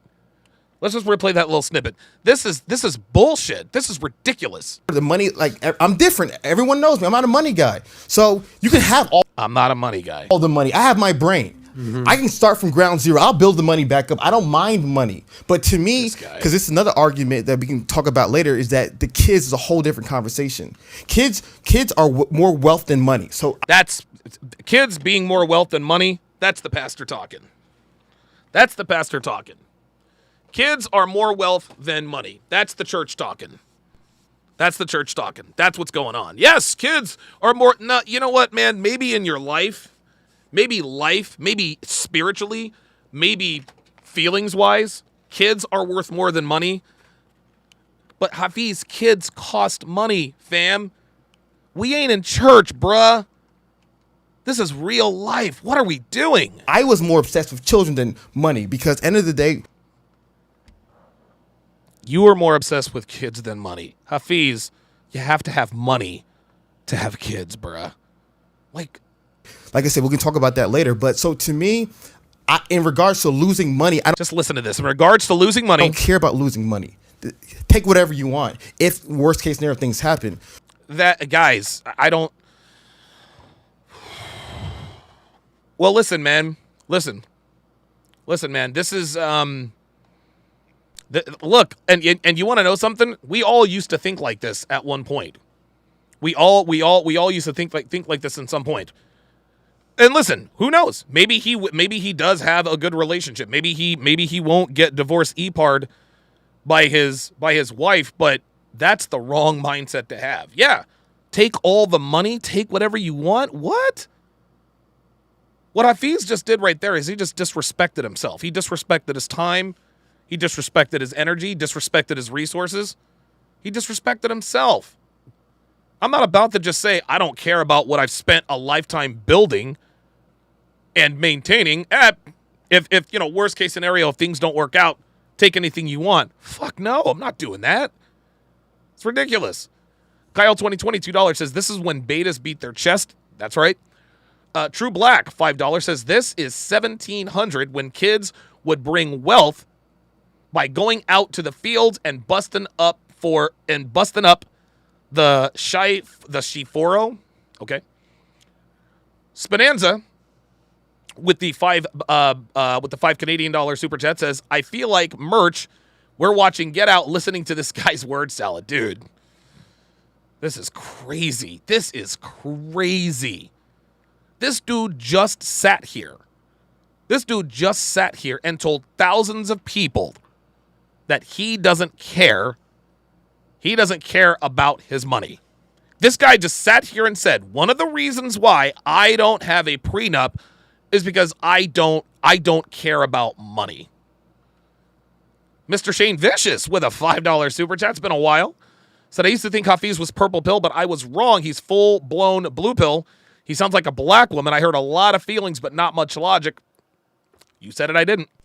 But by having a marriage agreement, both of you guys understand what's expected of you. And if one person obviously breaks this agreement, both families know. So if she wants a certain amount of kids and I say I don't want it anymore, then her family knows, though, yo, Hafiz, you promised my daughter this, you didn't give it to her, so it makes sense that this marriage is null and void. Is this? We all understand what a prenup is, all right? Like it's signed, lawyer, date, bing, bing, bing, bing, bing. Steve the Art Guy with a $5 super chat says, him and the wife talked about everything. Nah, she sat there and told him what he wanted to hear, then hooked him. Yeah, dude, they couldn't possibly have talked about every scenario. There are an endless number of scenarios. And I promise you, if the wife wants out of the relationship, if she wants out of the marriage, trust me, she will come up with a scenario that has not previously been covered by the contract. What is a marriage contract? So is it a verbal agreement? Is it a written agreement? It can be. You're saying that the families know each other? Yeah, what is that exactly? It can be one of three things, right? It can be written between you and this individual, which is the least ideal. The second ideal is you can actually get a mediator or a legal arbiter to actually sign this for you. This is unbelievable. So therefore, like in the worst case scenario, if you go to court, this is now a legal document, right? So this is a legal document that can be able to be proved in court. But what he's describing as a prenup, guys. What he's describing here is just a modified poor man's version of a prenup. That's what this is. He's anti-prenup, but what he's describing is a prenup, number one. Number two, anything that can be arbitrated in court can be arbitrated around. Again, the right woman. Women are ruthless. All she has to do is hire an attorney, and this is the kind of marriage contract that is done by two people. Lawyers aren't getting involved with these marriage contracts. People are sitting down just writing this stuff out themselves. You hire the right lawyer, you hire the right attorney, dude, he'll pick apart that marriage contract. He'll throw that out the window. Listen, Hafiz, you can't, look, making women sign something to say, I'm not going to screw you over, is not going to prevent them from screwing you over. A woman is, dude, men and women, we are a slave to our biological imperatives. And no prenup or marital contract is going to override that. Nothing can override human nature. Nothing. Least of all, a contract. Face Facts, $5, says the blue pill is a suppository. Oh, God. It's a lot more than that. You know, I know a lot of the red pill guys don't like the idea of marriage being controlled by the state. And if you look at a lot of... There's a good reason for that, Hafiz. We don't like marriage being controlled by the state because the state is always on the woman's side. That's why we're anti-marriage. Selexial 2, $2 super chat says, they talked about everything that she wanted. Jack Vendetta with a $5 super set said, La Cap, a new fragrance brought to you by Hafiz Baku. I like that. La Cap, the new fragrance. Only at Macy's, your fragrance destination. Philip Smith with his 10th or 11th $10 super chat says, there are literally law firms dedicated solely to getting out of prenups. Exactly. Have a prenup that you want overturned in court? Call 1-800-OVERTURN. A lot of traditional Eastern societies, marriage is really agreement between families. So to me, I think it's really about the families agreeing to this and the families being aware of expectations on both sides. And while that sounds great in theory, Hafiz, I'll let him finish. Therefore, there's family accountability, because what's problem in the West is there's no accountability. Now he's switching subjects again. But let's quickly go back to what he said about the families. This is actually quite funny. Listen to this. The families agreeing to this and the families being aware of expectations on both sides. Yeah, here's the problem. Nuclear families are a dinosaur here in the West. Dude, the average so what he wants, he's saying, well, the family should be accountable and blah blah blah blah blah. Dude, every time we turn around, the propaganda, the movies, the commercials, it's this modified version of a family. It's this modified version of a family. Dude, people come from broken homes all the time. So who's gonna be accountable for the man? Who's gonna be accountable for the woman? Like, listen, this all sounds great in utopia, but families are, dude, nuclear families are a thing of the past, man.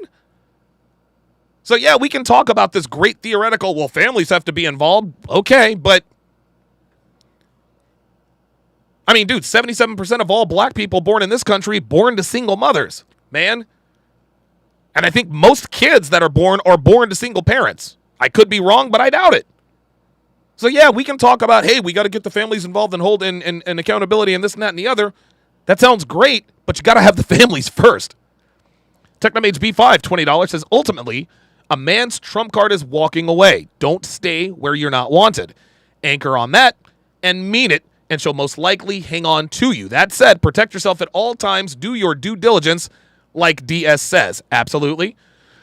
Steve the Yard Guy, $5 super chat, says, my ex didn't feel comfortable marrying me because my baby mama could risk her tax return. See how women don't want to risk their finances getting EPAR'd? James Wingett with the $5 super chat says, Hafiz forgets that there are many fake women out here. So when he gets screwed over, then he'll be talking differently. Hafiz is a BP simp, alimony baby. I don't want Hafiz to get screwed over. I don't. Hafiz doesn't have to, listen, the deal is this. Hafiz doesn't have to be screwed over by a woman for him to open his eyes about the truth about women. Now, would it speed up the process? Well, yes. It would certainly speed up the process, right? I don't want him to be screwed over. I wouldn't wish that on my worst enemy. Cuz getting screwed over by a woman, you really will lose a lot. So I'm not trying to wish any. I don't want to wish that on him. I'm not saying you are, but I don't want to. Therefore, there's family accountability, because what's problem in the West is there's no accountability. Now we've changed like subjects. You say, if the wife, we agree mostly on all of these things. You understand what's going on here when you're talking about these marriages and business contracts and family. Yeah. This is where we agree. Yeah. And unfortunately, we get into the romance. In the feelings part there you go. Which feelings do change, right? There it is. Feelings changed about a minute ago. People change, and thus, life changes, right? Thus, the marriage contract doesn't change with the state. So you have to have those things understood and be in the proper position. Okay, so let me just paint a picture here. So I was married very briefly. Okay, divorced. But I had a prenup. Used to be married. You had a prenup. The entire, without throwing myself under the bus here. She needed to expedite the marriage, you know what I'm saying? Of course she did. Yeah, I got it. So I said, I got you, baby. I love you, but you're gonna have to sign and date here. And there it is. These are the expectations I had if I do this for you. And see that? It wasn't like a marriage built to last. It was I'm here for a good time, not a long time type of situation. You could read. Sosnick, did you marry a stripper? Did Sosnick marry a stripper? I love it. I might have to ask him that. I was actually texting with him earlier. Between the lines here, if you know what I'm saying, okay? Got it. But we're still cool. Shout out to you, Lauren, if you're watching. All good. Fucking awesome. But better believe that I had a prenup in that situation. So there you go. See that? Better believe he had a prenup in that situation. If you have something to lose, you want to protect it. Why in the world would you enter into a relationship with a woman who is incentivized to leave, who is financially incentivized to leave? The reason why women are ending marriages is because they're paid to leave. Women are financially incentivized to file for divorce. Hafiz has got to know this. But no, Ali Ray is talking about take a leap of faith. Nope. I'm not taking a leap of faith with anybody. This is insane. That's when I was in my early Eric Weston says, I bet money his wife is white. I think you're probably right. 30s. Now I'm in my early 40s. Life's even better. That's right. You know, money's good. That's right. Career's good. Still in shape. Still what you would call sexual market value peak. All right. Shout out to Rolo, who basically did a whole calculation. I'm in the 0.13% of men. I'm like, okay, my ego's pretty big already. Boom. Now I just got an inflated ego. Thanks, Rolo. Boom. So life's good. But I had a conversation with a girl recently who's what I would say a very high value woman. Let's put it that way. Okay. Okay. She's a hot girl. She's hot. And we're saying, all right, if we ended up ever together, I would want a prenup. No. I'm not down for a prenup with what she says. Of course not. Well, I'm glad we're having this conversation. There you go. There it is. Before this thing gets off the ground a little bit, she's like, no. And she made some very valid points as to why she wouldn't want to sign a prenup. And I'm like, well, of course she granted, I hear. See, here he goes. Of course she doesn't want a prenup. She doesn't want a prenup. She's got nothing to lose and everything to gain. That's it, man. She's not going to want a prenup. Adam Sosnick is rich. She is clearly not. She's not going to want a prenup. She's not going to want a prenup. This is ridiculous. Hear you and emotional and all that kind of, you know, like, right. I love what you said about East and West. And I said, yeah, I'm going to need the prenup, baby girl. Like, sorry. Like, no matter whatever happens. So, hell yeah. I'm trying to understand, like, the prenup, the marriage contract. At the end of the day, you'd be a fool as a successful guy to not establish some type of boundaries. Some type of protection to say, hey, look, I hear you. You want to have this Fantasyland Cinderella Snow White vibe go down, right? Cool. Do what you got to do. Yeah. But life ain't the fucking movies, man. That's why.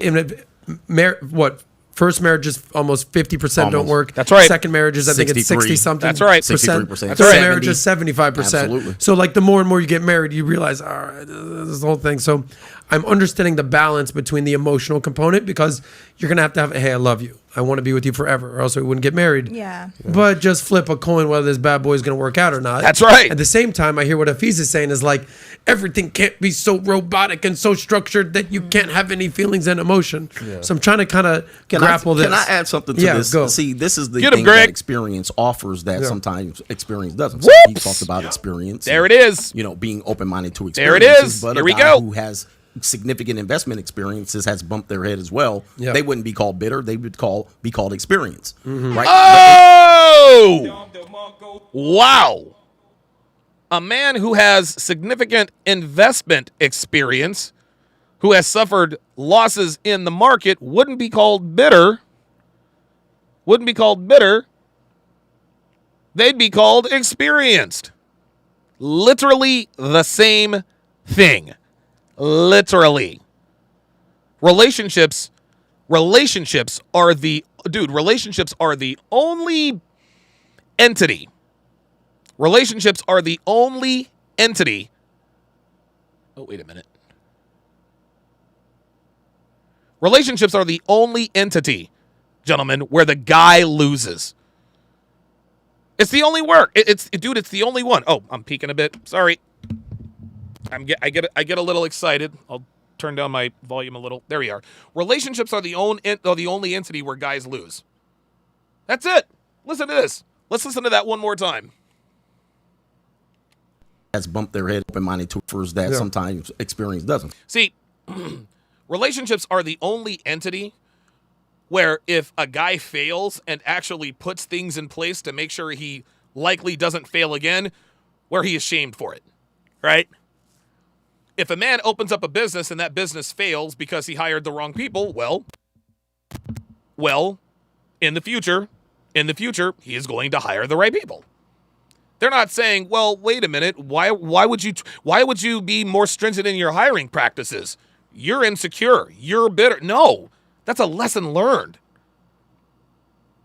Jungle ENT, $2 says, Coach has that playoff experience. Shit. Man, I've been to the Super Bowl, y'all. Y'all know. So he talked about experience and, you know, being open-minded to experiences, but a guy who has significant investment experiences has bumped their head as well. Yep. They wouldn't be called bitter. They would be called There you go. experienced. That's exactly right. But in this situation, what people don't know, what's behind that curtain, when you go into court and the love is lost. Oh, boy. And also the Oh, the agreements boy. aren't being upheld with the marriage contract are piranhas, sharks. They typically come in the form of lawyers, judges, shit. Yep. He's and people in breaking that it. industry who make a lot of money. He's breaking With it that down. being said, once you go in that room, I'm one of the only people that have been in those rooms. It's a dark place. We call it the belly of the beast. And until you've been there, you really haven't experienced a marriage. Now, let me just say this. You mentioned the If divorce. you've Hold on for never a second. been to Hold on the for a second. courtroom, you haven't been to a marriage. Let me explain why. Let me What is Hafiz making a face for? This is all facts. explain why. You mentioned the 50%, 63%, Yep. 70%. But Right. do you know that these don't include the people who have already talked to divorce attorneys? Oops. See, many of those 50%, there's an additional percentage of people who haven't even talked to a lawyer, or I'm sorry, that have talked to a lawyer. And they've gone, okay, I'll stay, baby. There it is. It's cheaper to keep her. Happy wife, happy life. There it is. I'll just accept what it is. There we go. I'll stay for the kids. That's it. I don't want to lose the house. So it's more than 50%. And So I you're want saying people, tack on a couple extra percentage we need to points. tack on at least 25 extra percent because there are some people who have visited it, and many people reconciled. So it's bigger than that. And when I add on those percentages, it adds some perspective. Yeah. Oh, shit, there is Damn. more than 50%. Real These are 50% who legally got divorced. We're adding on the people who said, oh, shit, I'll just go on to stay. What we call thinking about it. Yeah, divorce. man. I think I've never heard Coach Greg Adams swear. I don't think I've ever heard him swear. That's very interesting. I like this. think about it. Or Gotcha. the person brought it up. If you don't do this, I'm divorcing Ali, you. you let go. me get your perspective here. Because, again, Oh, boy, you're here an we go. anomaly, happy marriage, living a good life. Well, the reason we didn't sign a marriage contract is, well, because I'm an OnlyFans star. And, you know, like I get judged. Dude, she's going to turn this right back to her. And killing it on OnlyFans, you know. Oh, Adam! So, Sosnick, what are you doing? I'm going to talk to Sosnick about that. I'm like, no, Sosnick, don't bring it up. Manny Machado might mess around and get ejected if he doesn't go be back careful. to that little, you know, water cooler talk Oh, with my your ladies. God. Why are because I think 70% of marriages are initiated by women. Yep. Sorry, divorces are initiated by women. That's right. And then it And bumps marriages. up to You were right about the first one. 100% on marriage. So, yeah, right. 100% of marriages are initiated by women. 70% of divorces. Right. But and I think it bumps up to about 80% when they're college educated. So the more money they're making, the more independence they're feeling, the smarter they are. All right. What are the reasons you think that women are just over their man? Well, I think that there's a lot of too with women get in clusters and they kind of feed each other and it festers, you know. And that's one thing I think about, like my husband and I's dynamics. I've never really talked about any marital problems we've had with other people. Maybe, you know, a comment to my sister or something, you know, but I don't like discuss our problems the same way he doesn't discuss that, because I think everyone else, you know, has their own, like you said, biases and things that they've been through, and they. Nah, Jay Blaze says, Adam, sometimes you simp. Nah. Adam is a lot of people, dude, trust me. I've met Adam Sosnick several times. There is no simp in him. He absolutely, listen, Adam's in his early 40s. He's rich and he lives in Miami. Anyone who's 40 years old, rich, and lives in Miami and came to the CME, that dude is as red pill as they come. You better believe it. They may come from a different angle and put ideas in your head or your fears in your head. You're saying misery loves This is company. facts. Misery loves So company. if you're having an issue with your relationship, with your Yeah. marriage, oh, my This man, let is me tell you about facts. my man. And then they just kind of. We should do that, yeah. And I think I've watched it. It's just incredibly toxic. And See? I think Oh, wow. I look at marriage as a commitment between two. Dude, she's speaking facts. What she literally just said is single women keep women single. That's what she's talking about here, y'all. That's what she's talking about. She's talking about the fact that women get together and they start talking shit about their men. That's what it is. That's exactly what this is. So listen, man, Allie is on there pitching her OnlyFans. Guess what? She's speaking facts right here. Two people. And for me, and so when you speak about the family aspect, I feel like we Merch. didn't even have a big wedding because I don't need to share that with anyone else. It's between him and I just found it kind of corny to do so. So I guess for she's me, just the I exception think to a the lot of rule. women, I don't disagree with there's a lot of women out there dirty, and they will particularly prey on men who are successful. A lot of women out there dirty. The way she says there are a lot of women out there dirty. Like, hey, don't get me wrong. There are a few women out there. No, most women in the West are dirty. Most women in the West are dirty. And there are a lot more women who prey on rich men who have no game or experience. Please believe. Let's try not to make this sound like it's just an anomaly. Like, get out of here with this. I do not dispute that whatsoever. I don't think there's anything wrong with asking for a prenup. I think, it could maybe change the tone. There it is. A true woman that absolutely loves you would respect what you've built before you've actually, came together. There it and is. would understand if those are protections you need because of There you whatever go. you've been through in the past. If you were a woman who was in love with you, you would honor that and sign the prenups. Look, I got to give her a Don DeMarco. I don't often agree with what Allie Ray says, but she just told the truth. Yes, single women keep women single. They all just sit around and they shit on men all the goddamn time. And she says, hey, look, if you really do love the guy, then sign the goddamn prenup. The reason why women don't want to sign prenups is because they want to be financially incentivized to leave the relationship, like most modern women. Michael Matruk IV with a $5 super chat says, Adam is hella red-pilled. He's as red-pilled as it gets. If I could, I almost want to kind of get a listicle, and I get you don't speak for all women, and either will Natalia, and then I want to turn it over to the men. But if you could put a top 3 reasons why a woman here we go. is looking to divorce her man or break up with her man, in your opinion, what would it be? Meaning it could be money. Found somebody else. It could be looks. It could be not communicating. It could be infidelity. Based on your experience, what are the top 3 reasons you're seeing women just trying to break up with their man or divorce their man? I think I'll tell you what I personally be think is happening in the interesting. marriages, and then I'll tell you the top 3 things I would say. Probably working too much. That the man is working too much? Yeah, I think Wow. a lot of women get bitter about that if they're having to take on too much, of a role elsewhere. Because a lot of women work now too, right? Spoonanza says he's red pill, but he panders quite a bit.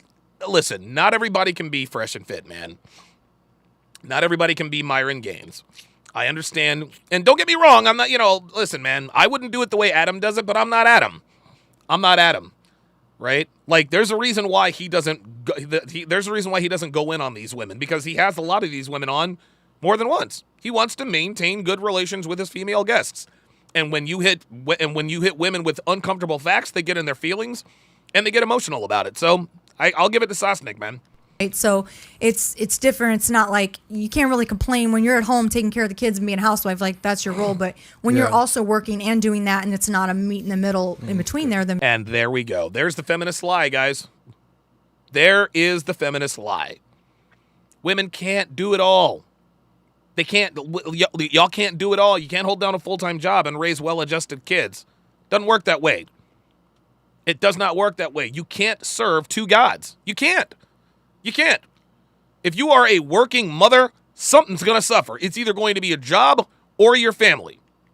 Your work performance is going to suffer, or your mothering skills and relationship skills are going to suffer. And better than 9 times out of 10, it's not work that suffers. Obviously. So it's the man working too much and her working too much? There you go. I would say I've heard complaints, or maybe they're always on business or they travel. Okay. Or, Oh my I mean, God. obviously, Meet I think there's in the middle. Dude, check this out. If I'm working 8 hours a day, I'm not coming home and doing fucking dishes. I'm not doing it. I don't give a shit. I'm a goddamn man, dude. If I get married to a woman, that's her job. That's her. And look, I'm not, dude, I will never, ever get married, but there's a reason why I pulled Devin off her job. There's a reason why I did that. It's so that she could fulfill the responsibilities of the household chores, I don't do chores. Devin walks the dogs. Man, Devin does the dishes. Devin does the laundry. She does all of that happily. For 3-4 hours a day, she sits and she does the website stuff and all that other kind of stuff. But Devin knows what's up. She lives a great life. She was telling me yesterday that she was just in bed with our dogs, and she just said, you know what? I love my life. Trust. There could be, something there where maybe they have a very active lifestyle outside of the marriage in which maybe they don't trust their friends or who they're around. Those are some common reasons. I So guess that's number 2, distrust. Yeah, distrust. And then I think generally that I personally think not enough marriages do not really prioritize sex. Like, I don't think people understand how incredibly important that is. And a lot of women. No, it's not people, it's women. And women, listen, women definitely know how important sex is. That's why they withhold it from their husbands. Dude, I mean, listen, man, I know Adam likes Allie, but dude, like it just makes me so uncomfortable that everything she does has to turn back to her OnlyFans. Just come on, man. Is like, get bitter and want to withhold, and I'm not, and I think that is incredibly toxic, not only for the marriage, she's not right, just for him, but for the woman herself, because I think that's why a lot of marriages, I am almost shocked at these women say they won't have sex for months with their husband. I'm like, holy cow, well, it's no wonder your marriages are in You see, shambles. Coach saying that's unacceptable. There you go. I really do. Hey, listen, she's right, though. She's right.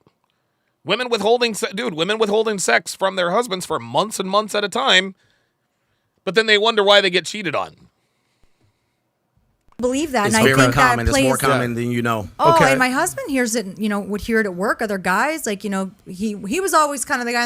Yeah, Jix Sisler, 1986 says she is advertising. Yeah, exactly. And most search says she was there to market herself. Yeah, you're right. You're right. That's why she keeps bringing up the fact that she does OnlyFans. In the corner, like they don't have like. I can always say there's never been a day in my marriage that I did not have sex with my husband. Like A day? literally, unless I was gone away from him, which Steve? was really Steve? So you're fucking your husband every day, huh? Even when you were pregnant? Even when you're on your period? Come on, man. Listen, Allie, we get it. You have a healthy sex life. So much so that you put it on the internet for all the world to see. But this is just an advertisement. I have sex with my husband every day. Translation, there's new fresh content. There's fresh content every single day. Ay, ay, ay. Shout out to you, brother. but it's so important, and I think that that is vastly undervalued. And you're aware of that as a wife to say, all right, it is my responsibility to make sure my man is fulfilled. Yes, and I think women also give up. They don't try as hard. They think they don't have to continue wait a minute. to be sexy. Here we go. Now she's speaking facts. And I've been there. I've gone through phases, where I didn't feel sexy. I'd had 2 kids back to back, basically, at one point, and I didn't feel great. I was overweight, and I still made time for that, though. But a lot of women immerse themselves in that lifestyle, and then of just taking care of the kids and just chop, and they totally forget to really like marinate and take care of their marriage. So take care of their man, Allie. Take care of their man. If you take care of your man, you take care of your marriage. Let's not get that lost in the sauce. Let's not cast any false aspersions about that. You take care of your man, you take care of your marriage. Numbers guy 0, $5 says she can't help it. Modern women are narcissists and love to loop all inputs through their emotions to have something to say in the first place. Wow. Good job. Working too much. So basically not paying attention, developing a distrust, and then thirdly, sex. So this is coming from a woman who's been married 22 years. Yeah. So Nat, Yes. you've never been married. Yes. You have a lot of suitors. Yes. You're a little Oh my God, she has a lot of suitors. Ay, ay, ay, ay, ay. hottie toddy out there. You're out there. A little smart. Okay. Why do you think, like, speaking from a young woman's perspective, I'm not even talking about marriage, but you've had boyfriends, a lot of your girlfriends, your sisters, they've had boyfriends. What are the top 3 reasons they break up with their men? Because they find somebody else. That's why. That's why now, of course, they find they find somebody else for reasons, but yes, man, that's why modern women break up with that's why they break up with their men, is because they find somebody else. Well, in the dating, See, what's going on in her head now? What's going on in her head now is she's like, okay, how can I give an answer that doesn't make me look bad? What answer can I give that doesn't reveal my true nature, that doesn't make me look bad? Zenchins with the $100 super chat. Holy moly, you guys are generous today. Says, how feels is a result of weak beta men given a modicum of RP knowledge and the illusion of power through conning other men, seeking genuine knowledge, but fold under real scrutiny. Real men are forged through the crucible of life and bestowed the mantle of man by other men. Wow. Holy shit. Wow. Dude, that was incredibly profound. That was incredibly profound, but he's right. Dr. Thunder with the $5 super chat says, paying my respects. Appreciate that, Dr. Thunder. Lee Smith says, Hafiz is going to have a rude awakening. He will realize one day that everything he said is nonsense when he gets screwed over by his future ex-wife. I hope not. I hope not. I hope, unfortunately, Hafiz is the kind of man, and I was, you know what? I was the same as Hafiz, guys. I was the same as Hafiz. I'm the type of man, like, I couldn't be taught lessons. I had to learn them. Okay? Hafiz is the man. Hafiz is the kind of man. You can't teach him anything. You can't teach him lessons. He's got to learn these lessons. Listen, some things are taught. Most things are learned. I don't find like money to be too much in dating. Now, when you're married, I know money is definitely one. Attention is another one. And I mean in like all areas, from the bedroom, like going on dates, like attention in all aspects. So the dude basically ain't doing enough. So number one, attention. Yeah. Yes. Pay attention to me. Attention. Yeah. I want some quality time. Yeah, absolutely. Something about that meat right there, There's Coach. meat. Yeah. I just said that. Which is what I was referring to when I was talking about like working too much. Like they're Yes. not getting the Attention. attention. Yeah. I'm going to come back. I got to come back to a point. Well, Go we're ahead. coming Oh, back yeah, to you yeah, guys right yeah, after yeah, this, yeah. 100%. So number one, attention. Attention. Obviously, if you're married. No, not married. Not You're married, not just dating? Yeah, I'm having people speak from From experience, experience, here. okay. Dating. Oh, there you go. For dating, attention. Uh-huh. What else is lack of clarity of the relationship? So like you're just dating a date and like you're like just Netflixing and chilling. And you're like, this is going nowhere. So lack of clarity. So to be clear, Translation, the guy I'm fucking is only using me for sex. And so I gotta go. That's literally what she said. She's right. that usually happens right around the 3-month mark. You'll get the. Oh! So where's this going? I And would, the Oh, guy my will God. even always. like after like the first month. After Oh, the first okay. month, you should kind of get a feel of like Got it. where is this Bam. going? Like, Yeah, after the first month, you should, but you stick around for 2 months longer because you think you'll change him. Are we consistently going to the same places? Like, are they adventurous? Do I like this? Boy. No. Will he have me? That's what it is. Will he have me? Don't waste your time. Okay. Just a month in, you should know. Don't waste your time. Listen, she's right. Don't waste your time. It's a month in. You should know, and you do know. The problem is that most women don't leave. Dude, listen, man. Women who get into situationships with these bad boy players, they know when it's time to go. They know it's time to go. They know what's up, but they don't. They always stick around a little bit longer. Then when she finally when she cheats on him, it's men ain't shit. That's how it is. And then the Number last 3. one, I would say, maybe just the interest goes away. Maybe just like a lot of other options. God, dude, that's it. The interest goes away. A lot of options. She can't just say she cheats her way out of a relationship. And that can be a really big distraction. It's a jungle out there, Yeah, baby. It's yeah, a freaking jungle out there. But it kind of goes to clarity, so that's kind of like my Listen, 3. I appreciate. Listen, Look, and listen. She's right. But that last one was real. That last one is the reason why. That last one is the reason why, man. It is absolutely the reason why. Is because there's loss of interest because of other options. This is why I tell you guys, do not date women. You can date them. Do not commit to women who are on social media. They will be inundated with options at all times. Listen, if she wants to seek other options, she can do that on her time. Zenchens with the $20 super chat says, just showing some love around the sphere. I do love roasting rubbish over on FNF, but I wholeheartedly employ caution and wisdom. I think he wanted to say applause. Caution and wisdom pass through the ages in this current dating minefield. Be well, gents. Focus on yourself. Cheers. Appreciate that very much. Very, very good super chat. Great super chats today, guys. I want the young men and even young women listening at home to be like, got it, Ali, boom, boom, Natalia, cool, makes sense. All right, coach. And then Hafiz, flip it on us, right? Because we established the fact that 70 to 80% of marriages, relationships, the woman initiates a divorce or a breakup. But oftentimes, sometimes a man will initiate a breakup. Sure. From your perspective, what are the top 3 reasons men end a relationship with their women? Men don't end relationships with women. That's a trick question. That's a trick question, fam. That is a trick question. Y'all. Men don't end relationships. Women do. They initiate at least 70% of the divorces and just about all of the breakups. I would say number one, lack of respect. So that goes to, like I said, men want to feel loved, but oftentimes are the giver of love, and nobody really not a lot of people focus on men receiving.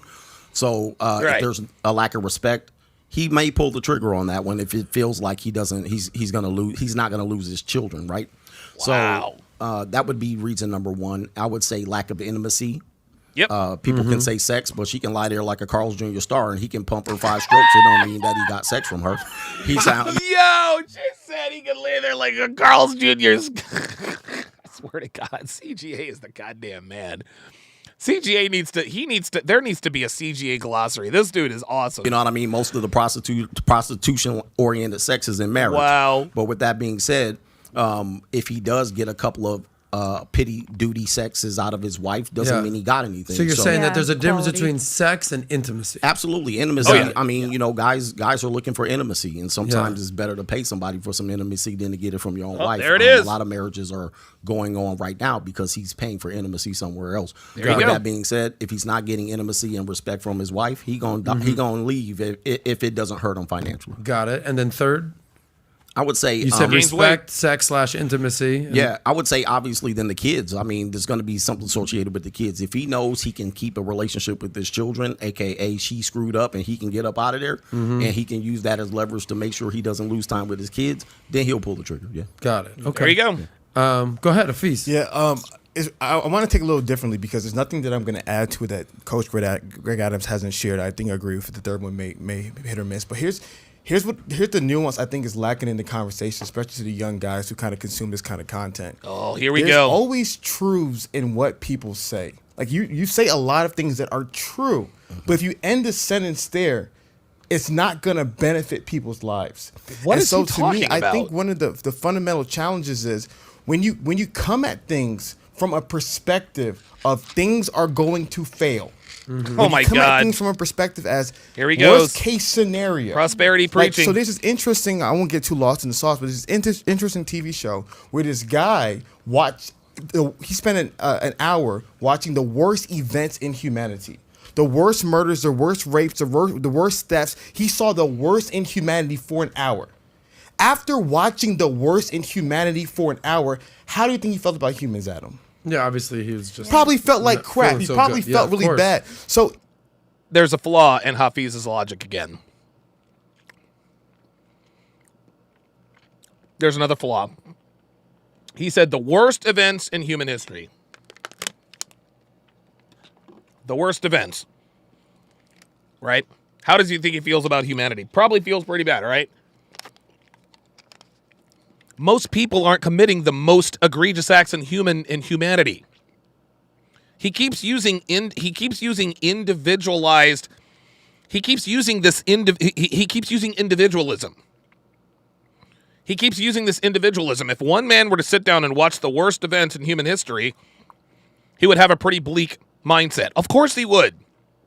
He would lose faith in humanity. But the reason why men have lost faith in relationships is because we have shared experiences. Yes, Clardy says poor guy is a hope strategist. Hafiz, it's not about what's possible, it's about what's probable. I'm going to keep coming back to that. This guy keeps using individualism to justify coming after the red pill. We talk about what's probable and how to protect yourself from the probable. We talk about what's likely and how to protect yourself from the likely. He keeps using these false dichotomous examples as a way to justify coming after a red pill. This is the red pill is ridiculous. So what happens so often in the marriage conversation, like I said, it's balance. Too many guys in the comments in this red pill world, here we go. They are consumed with the worst case scenario. Hafiz, the worst case scenario is the norm. This guy is acting like divorce EPAR is somehow an anomaly. He's acting like women who take the house, the cars, the kids, and the dog. He's acting like this is the exception to the rule. The worst case scenario is the rule, Hafiz. That's what we're getting at. Most divorces are ended by women, Hafiz. There's a reason why women push for the marriage but no prenup. Because they know that gives them leverage. Hafiz, what are we doing, bruh? And there's enough stories like that for days. There's enough stories like that for days. You're goddamn right. Yes, there's enough stories like that for days. The stories exist. Dude, the worst case scenario is commonplace. He's acting like divorce EPAR is uncommon. No, it happens all the time. He can spend 48 hours telling us every single worst case scenario, and he's only touching the tip of the iceberg of all the stories he's heard. No, all the stories he's heard. Again, Hafiz, these are shared experiences, message boards, blog posts, YouTube channels, magazines. All of it. These are shared experiences. He says we can have stories for days. Okay. You're right, we can have stories for a day. How many stories can you find of a good, healthy relationship where both the man and the woman are benefiting mutually from the relationship? I'll wait. Yeah, there are a lot of negative stories about relationships out there. How many positive stories are out there about relationships? Hafiz? This guy, I think this guy just wants to bury his head in the sand. I think he wants to bury his head in the sand. I think he wants to remain willfully ignorant. Your marriage could work out, so you should try it. No, not even close. Holy smokes, this guy. There's enough information about the worst case scenario about marriage, but not enough information about the best case scenario, Hafiz. You see, the worst case scenario is the norm. The best case scenario, now that's the exception to the rule. We all just sat here and agreed that Allie Ray's marriage, 20 years still hot for each other, is the exception to the rule. If that's the exception to the rule, there's got to be a majority. Am I wrong? About divorce. Oh, she left me. And there's enough of that in this world. Yep. And so my biggest thing is that how does that make society better? Especially, I'm passionate about it, going back to like black community. The biggest issue that's plaguing the black community, when I ask Candace Owens on the right, if you can ask Dr. Eric Dice on the left, they'll tell you it's fatherlessness, broken families. Not enough husbands and wives coming Okay, now we've switched subjects again. Together raising families. There's a reason for that. Especially in the black community. The reason why there aren't enough husbands and fathers raising children is because better than 3 out of 4 black children born in this country are born out of wedlock. That's why, Hafiz. That's what's destroying the black community. That's what I'm passionate about. And so to me, the biggest thing is how is simply spending all day, keyword all day, majority of my day, hearing about the worst case scenario about marriage and divorce and alimony and getting screwed over. How is that going to help black men become better fathers? It doesn't. It helps them not to get fucked over, you idiot. This is dangerous, Hafiz. This is very, very, very dangerous. This is very, very dangerous. See, he's consumed a lot of these stories. It sounds to me like he's the one being negatively affected by this. Yeah, you're right. Shaggy Burrito said he is talking all over the place. How are these stories going to help men? How are these stories going to help black men? These stories help men to keep them from making that mistake. It's almost like this guy is suggesting that we don't talk about the bad things. It's almost like he doesn't want us talking about the bad things so that they'll be more encouraged to do to jump in relationships with women they have no business jumping into relationships with. It makes no sense. We have to talk about the risks. We have to let guys know, hey, this is possible. As a matter of fact, this is likely. This guy doesn't like the fact that most relationships are bad. He acknowledged that most relationships are bad. He said it himself. What he's mad at, I don't think he's mad at the red pill guys. I think he's mad at the black pill guys. I think he's got the red pill all wrong.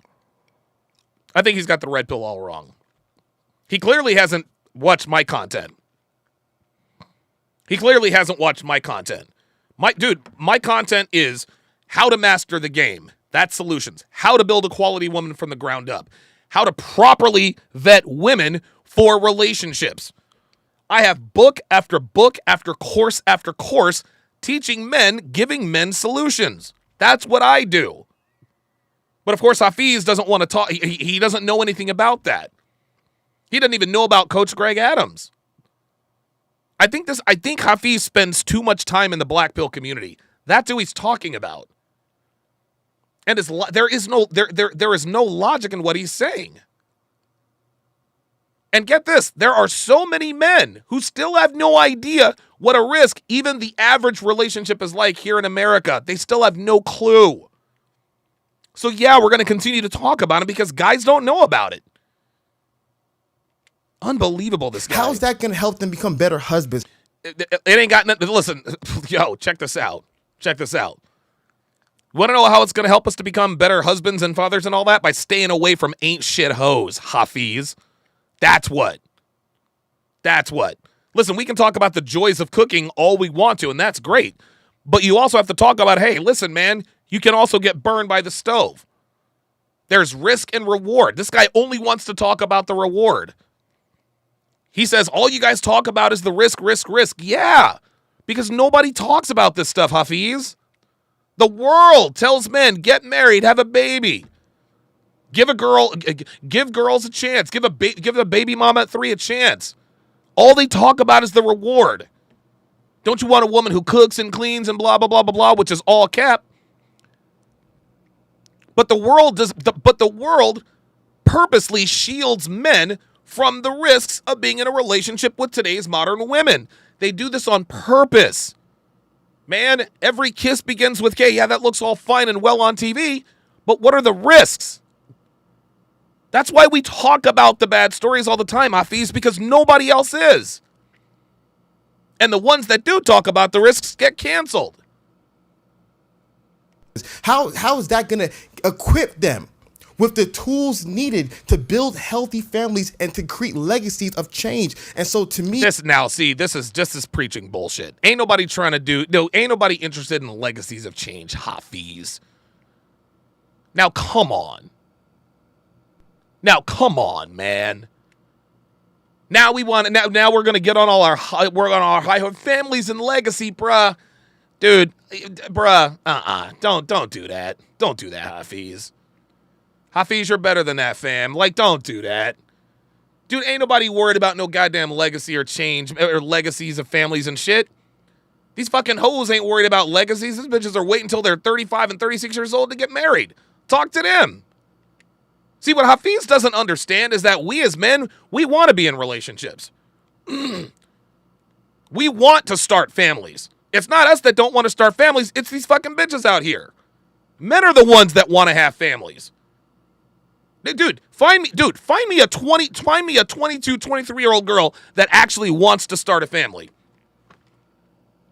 Most 22 and 20, dude, most women think that, wow, you get married at 24, that's a little young, isn't it? The fuck out of here. The fuck out of here. Like this, dude, this is absolutely ridiculous. Women are the ones that don't want families. Remember, men love idealistically. Women love opportunistically. More and more women are opting out of motherhood. This guy is essentially blaming men. Oh, don't talk about the bad stuff. No, we're going to talk about the bad stuff. If you want to get on a group of people in terms of why the American family is headed down the tubes, talk to the bitches. They're the ones more interested in being hoes than housewives. Fuck out of here, man. That's one of the biggest reasons why some of the conversation to me is just boring.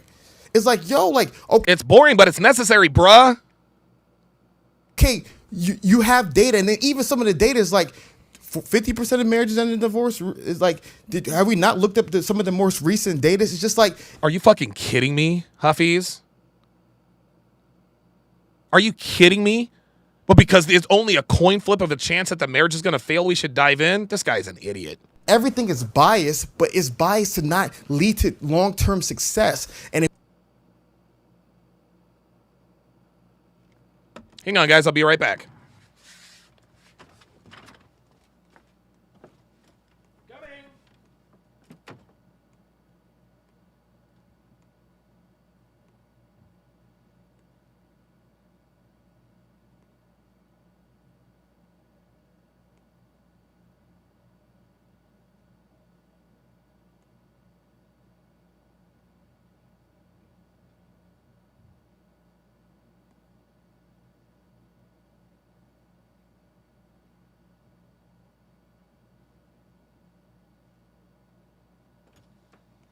Okay, sorry about that, guys. Come on, Chester. Come on.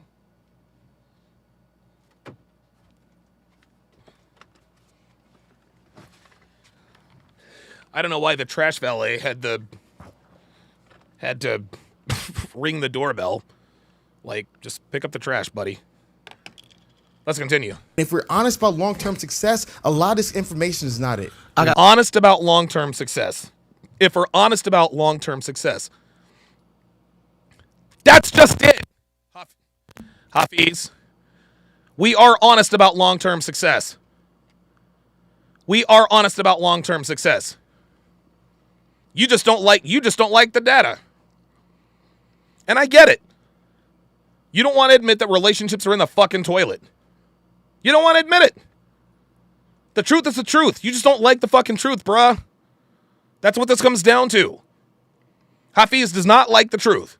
This is ridiculous. Mark Whitmore on the Sharpe Stream side says, Hafiz means well, but he's giving an ideal of a big picture utopia without the action required at the individual level. 100%. I got a question for you. Do you have car insurance?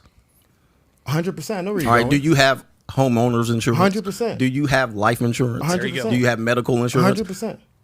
Did you get tired of your insurance agent talking about the possibilities of you losing your life and being you rewarded? go. Hold on for a second. There you go. There it is. Bodied him. Exactly.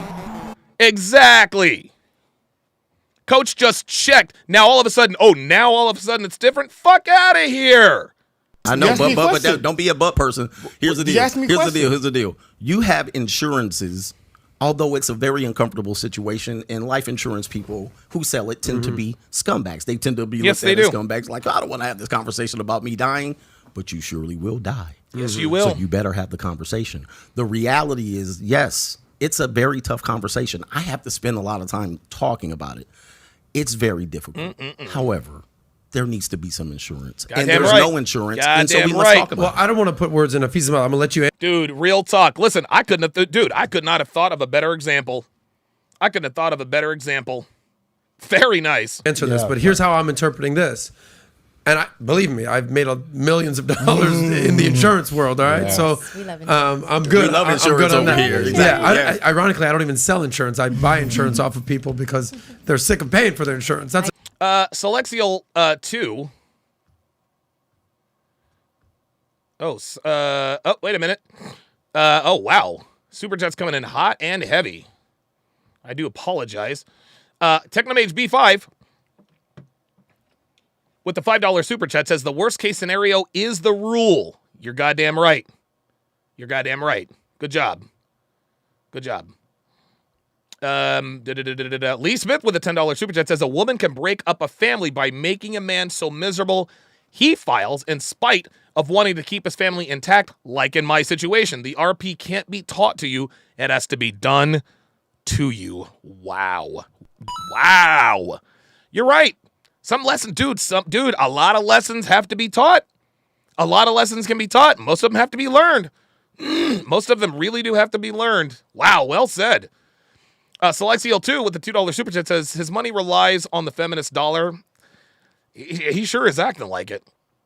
Bag of Rocks says Hafiz is an emotional thinker.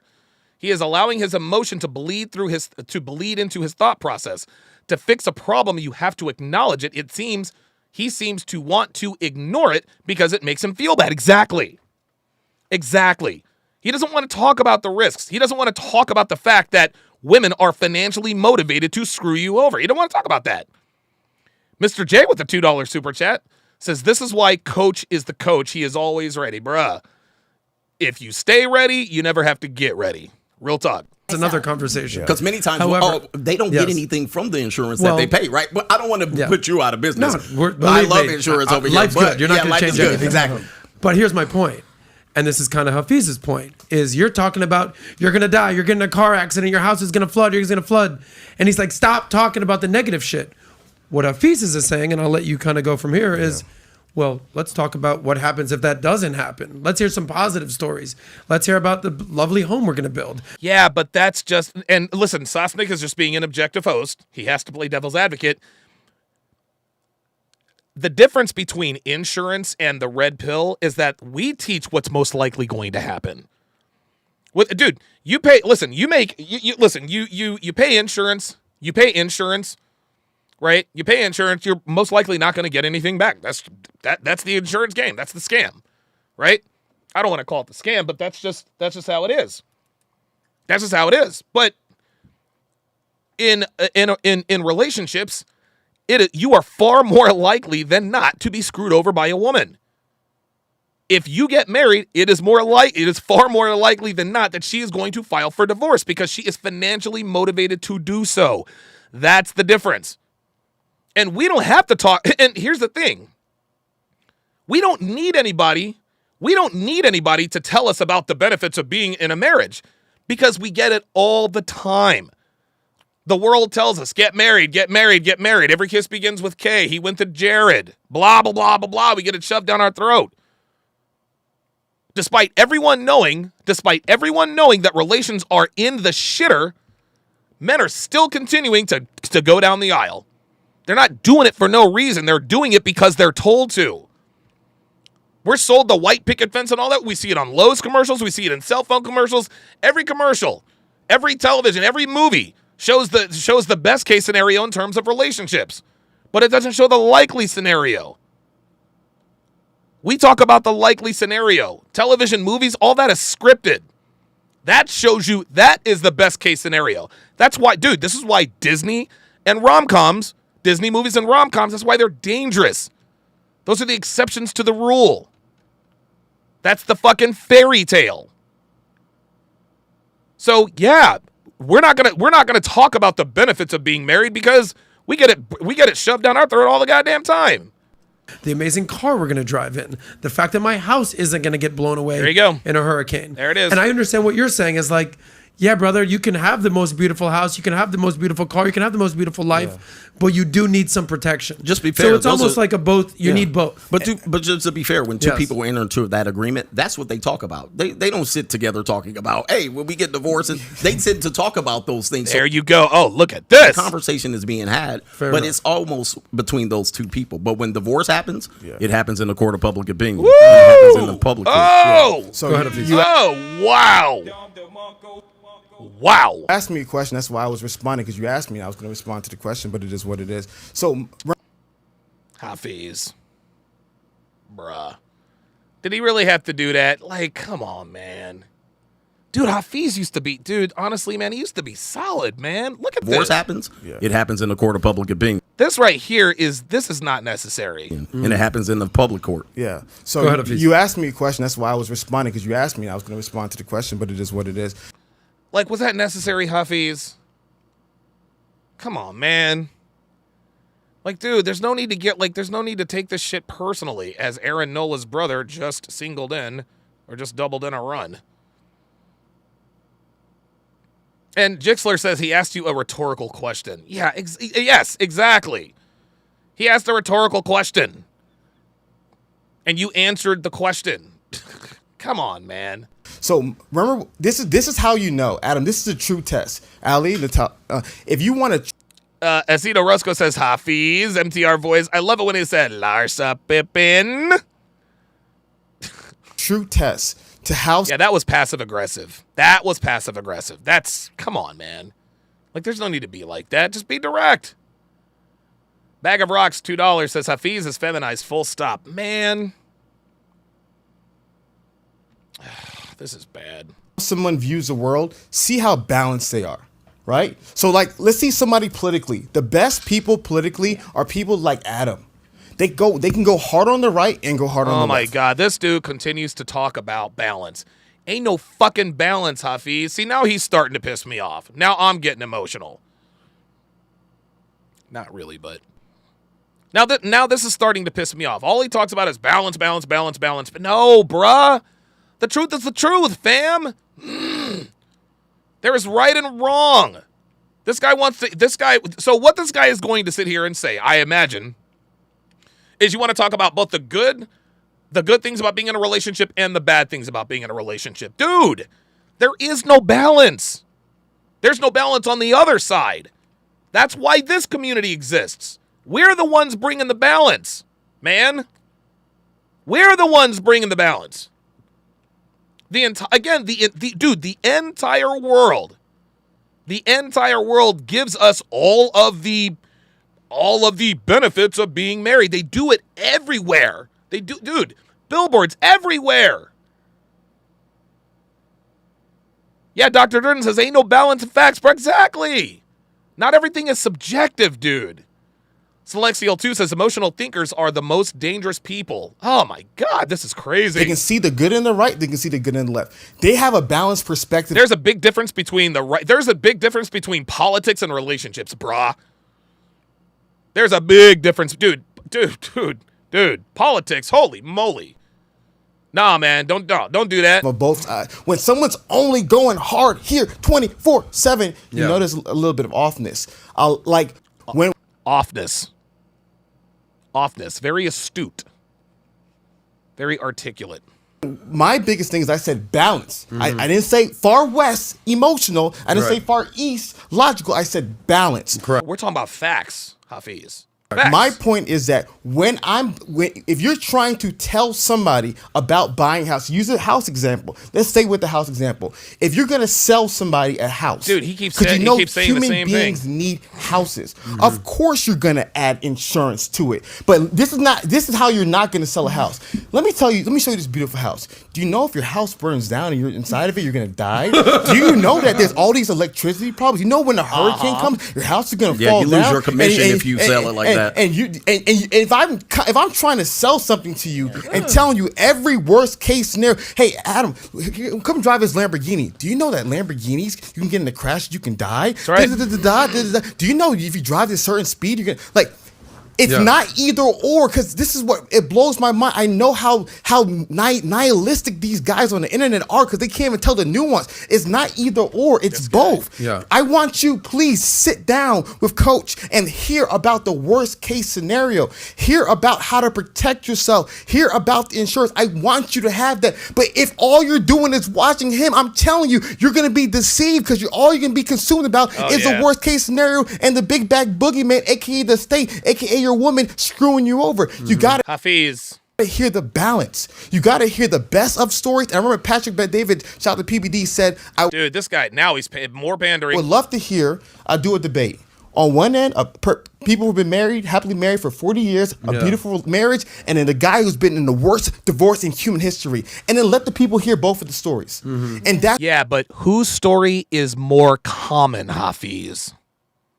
Whose story is more common? People who've been married for 40 years or people going through a nasty divorce? What story is more common? Like all of this word salad and filibustering, that doesn't do anything. Like, bruh, like all you're doing is preaching, man. All he wants to talk about is balance, balance, balance, balance, balance. It sounds to me like he consumed a little bit too much red pill content. That's what it sounds like to me. Right?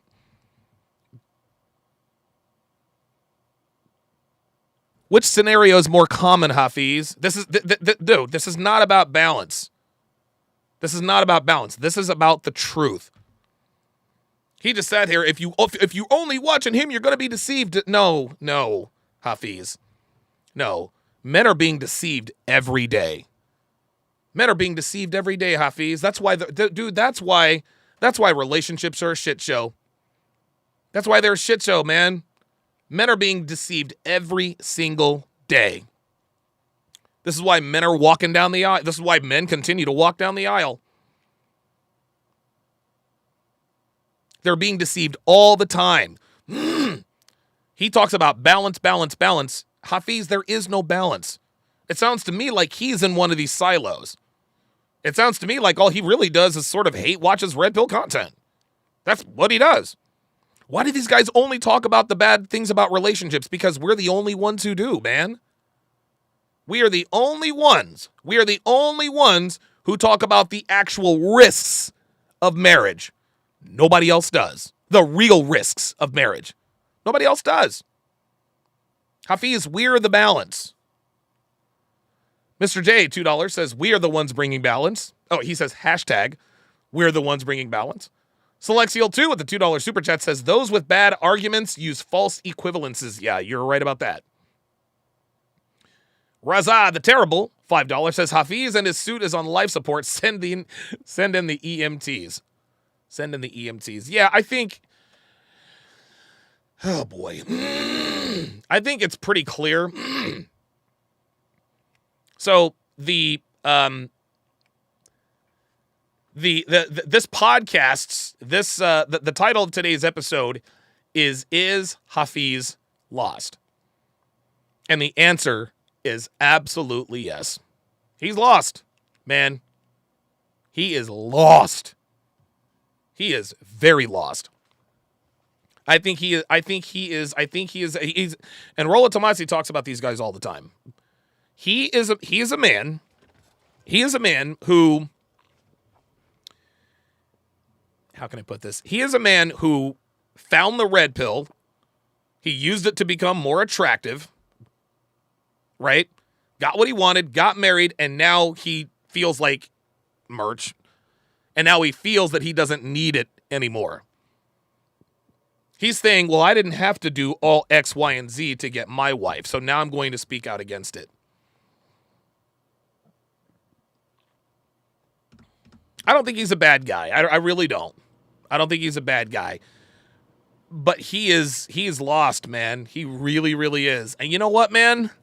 I hope he doesn't have to learn this lesson the hard way. And I'm not being disingenuous, man. I really do. I really do. Because I think Hafiz is a good guy. I think he really wants to help men, but like the way you help men is by balance. The world is not balanced. The United States, all it does is tell men the benefits of being in a relationship. You get to have sex, home-cooked meal, blah, blah, blah, blah, blah. We tell you, We're telling them, stop the cap. No. The reason why all we talk about are the risks and the horror stories is because, number one, nobody else is talking about it, and number two, it's more common than not. It's more common than not. Look, you're going to have two people, 40 years of marriage, and then worst divorce ever. Dude, most people, and it doesn't matter where their political loyalties lie, most people are probably going to skew towards the worst divorce ever. Listen, not every divorce is going to be terrible, but there are a lot more bad divorces than there are 1,000 times more bad divorces than there are good marriages. Those are the facts. And it's our job to talk about these things. Anthony Baker, $10, says, that blue suit is the fit for the feels. Bag of Rocks with the $5 super chat says, Hafiz went from exploratory conversation to perspective. That's where he met. Oh, wait, I'm sorry. Hafiz went from exploratory conversation to prescriptive. That's where he messed up. I think he's being influenced by his wife. He's being influenced by his wife. Mr. Dave, $5 says, men being deceived by Disney. Oh, boy. Men being deceived by Disney? Yep. Jared? Yep. Women? Yep. Yep. Appreciate that, Mr. J, with the interactive super chat. Yeah, man, it's, yeah.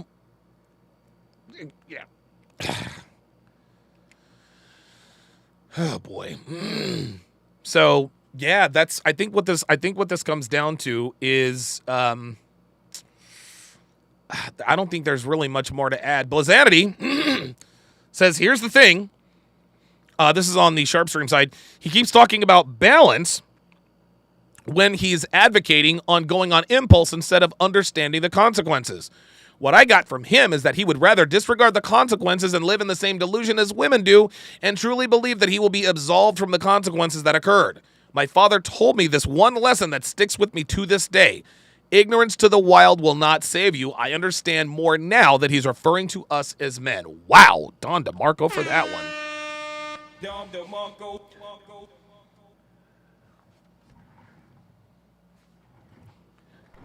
Alexander, I think Alexander Yoon, he says, if you think Hafiz was bad here, he was a lot worse in the Pearly Things interview. I'm aware of that because I've seen that.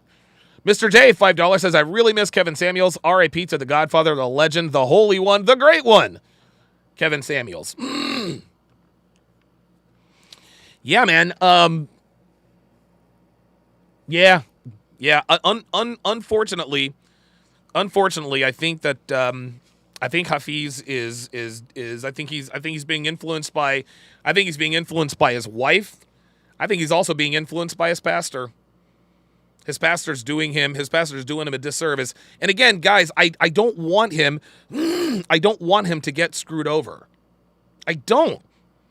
I wouldn't wish that on any man, but this dude is willfully ignorant. He says, I don't want to sign a prenup. I've got my brain. You can have what you want. What? Like, seriously? Oh, wait, New Horizon says my super chat was missed. Hold on. I'll go back up and see if I can find it. This man sat here and said, yes, I'm sorry. New Horizons, $5 says, is it just me? Or does Hafiz only want to live in an idealized fantasy world? Yeah. Yeah, he does. He doesn't want to, he doesn't want to talk about the risks. He doesn't want to talk about the risks. He only wants to talk about the reward. Fam, he doesn't, he's got to, he's going to learn sooner or later, man. I just can't believe that he is, that he so willingly got married. Like, he's a man of means. He has money. Oh my God. Ay. Boy, one can only hope. One can only hope. Oops. The hell? There we go. Pardon me. I hope he gets to, I hope he gets winded. Listen, he's at this point, man, I think he's ego invested in this. One thing that I pride myself on is I'll admit when I'm wrong, right? I'll admit when I'm wrong, or I'll admit if somebody makes a good point. I debated with Alex from Playing with Fire. He says, listen, you said that men shouldn't marry women, or men shouldn't get in relationships with women who are hoes. I said, that's what I said. He said, well, you said that most women are hoes, right? Yes. Okay, so would it be fair to say don't get into relationships with women who act like hoes? I said, you know what, Alex? You're right. I'll give you that one. What he said made perfect sense, because most women in this country are hoes. But if you want a relationship and you can't or won't go overseas, the next best thing to do is to get into a relationship with a woman who doesn't act like one. Fine. I'm not ego invested in this at all. I want to get it right. Look. I don't want to be right, gentlemen. I want to get it right. I'm 45 years old. I've had more experiences with women than I care to admit. I think I've got enough. I think I have enough requisite experience to know exactly what I'm talking about. Hafiz is a young man. How old is he? Is he in his 30s? I think he's in his probably in his early to mid 30s, maybe. But he just doesn't have the requisite experience to make these kinds of assertions, man.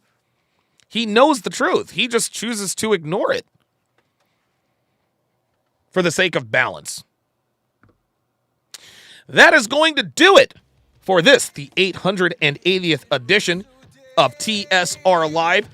Thank you to all of my super chatters, all of my Sharpe Stream members, and all of my patrons. Thanks for watching, guys. We'll see you next time.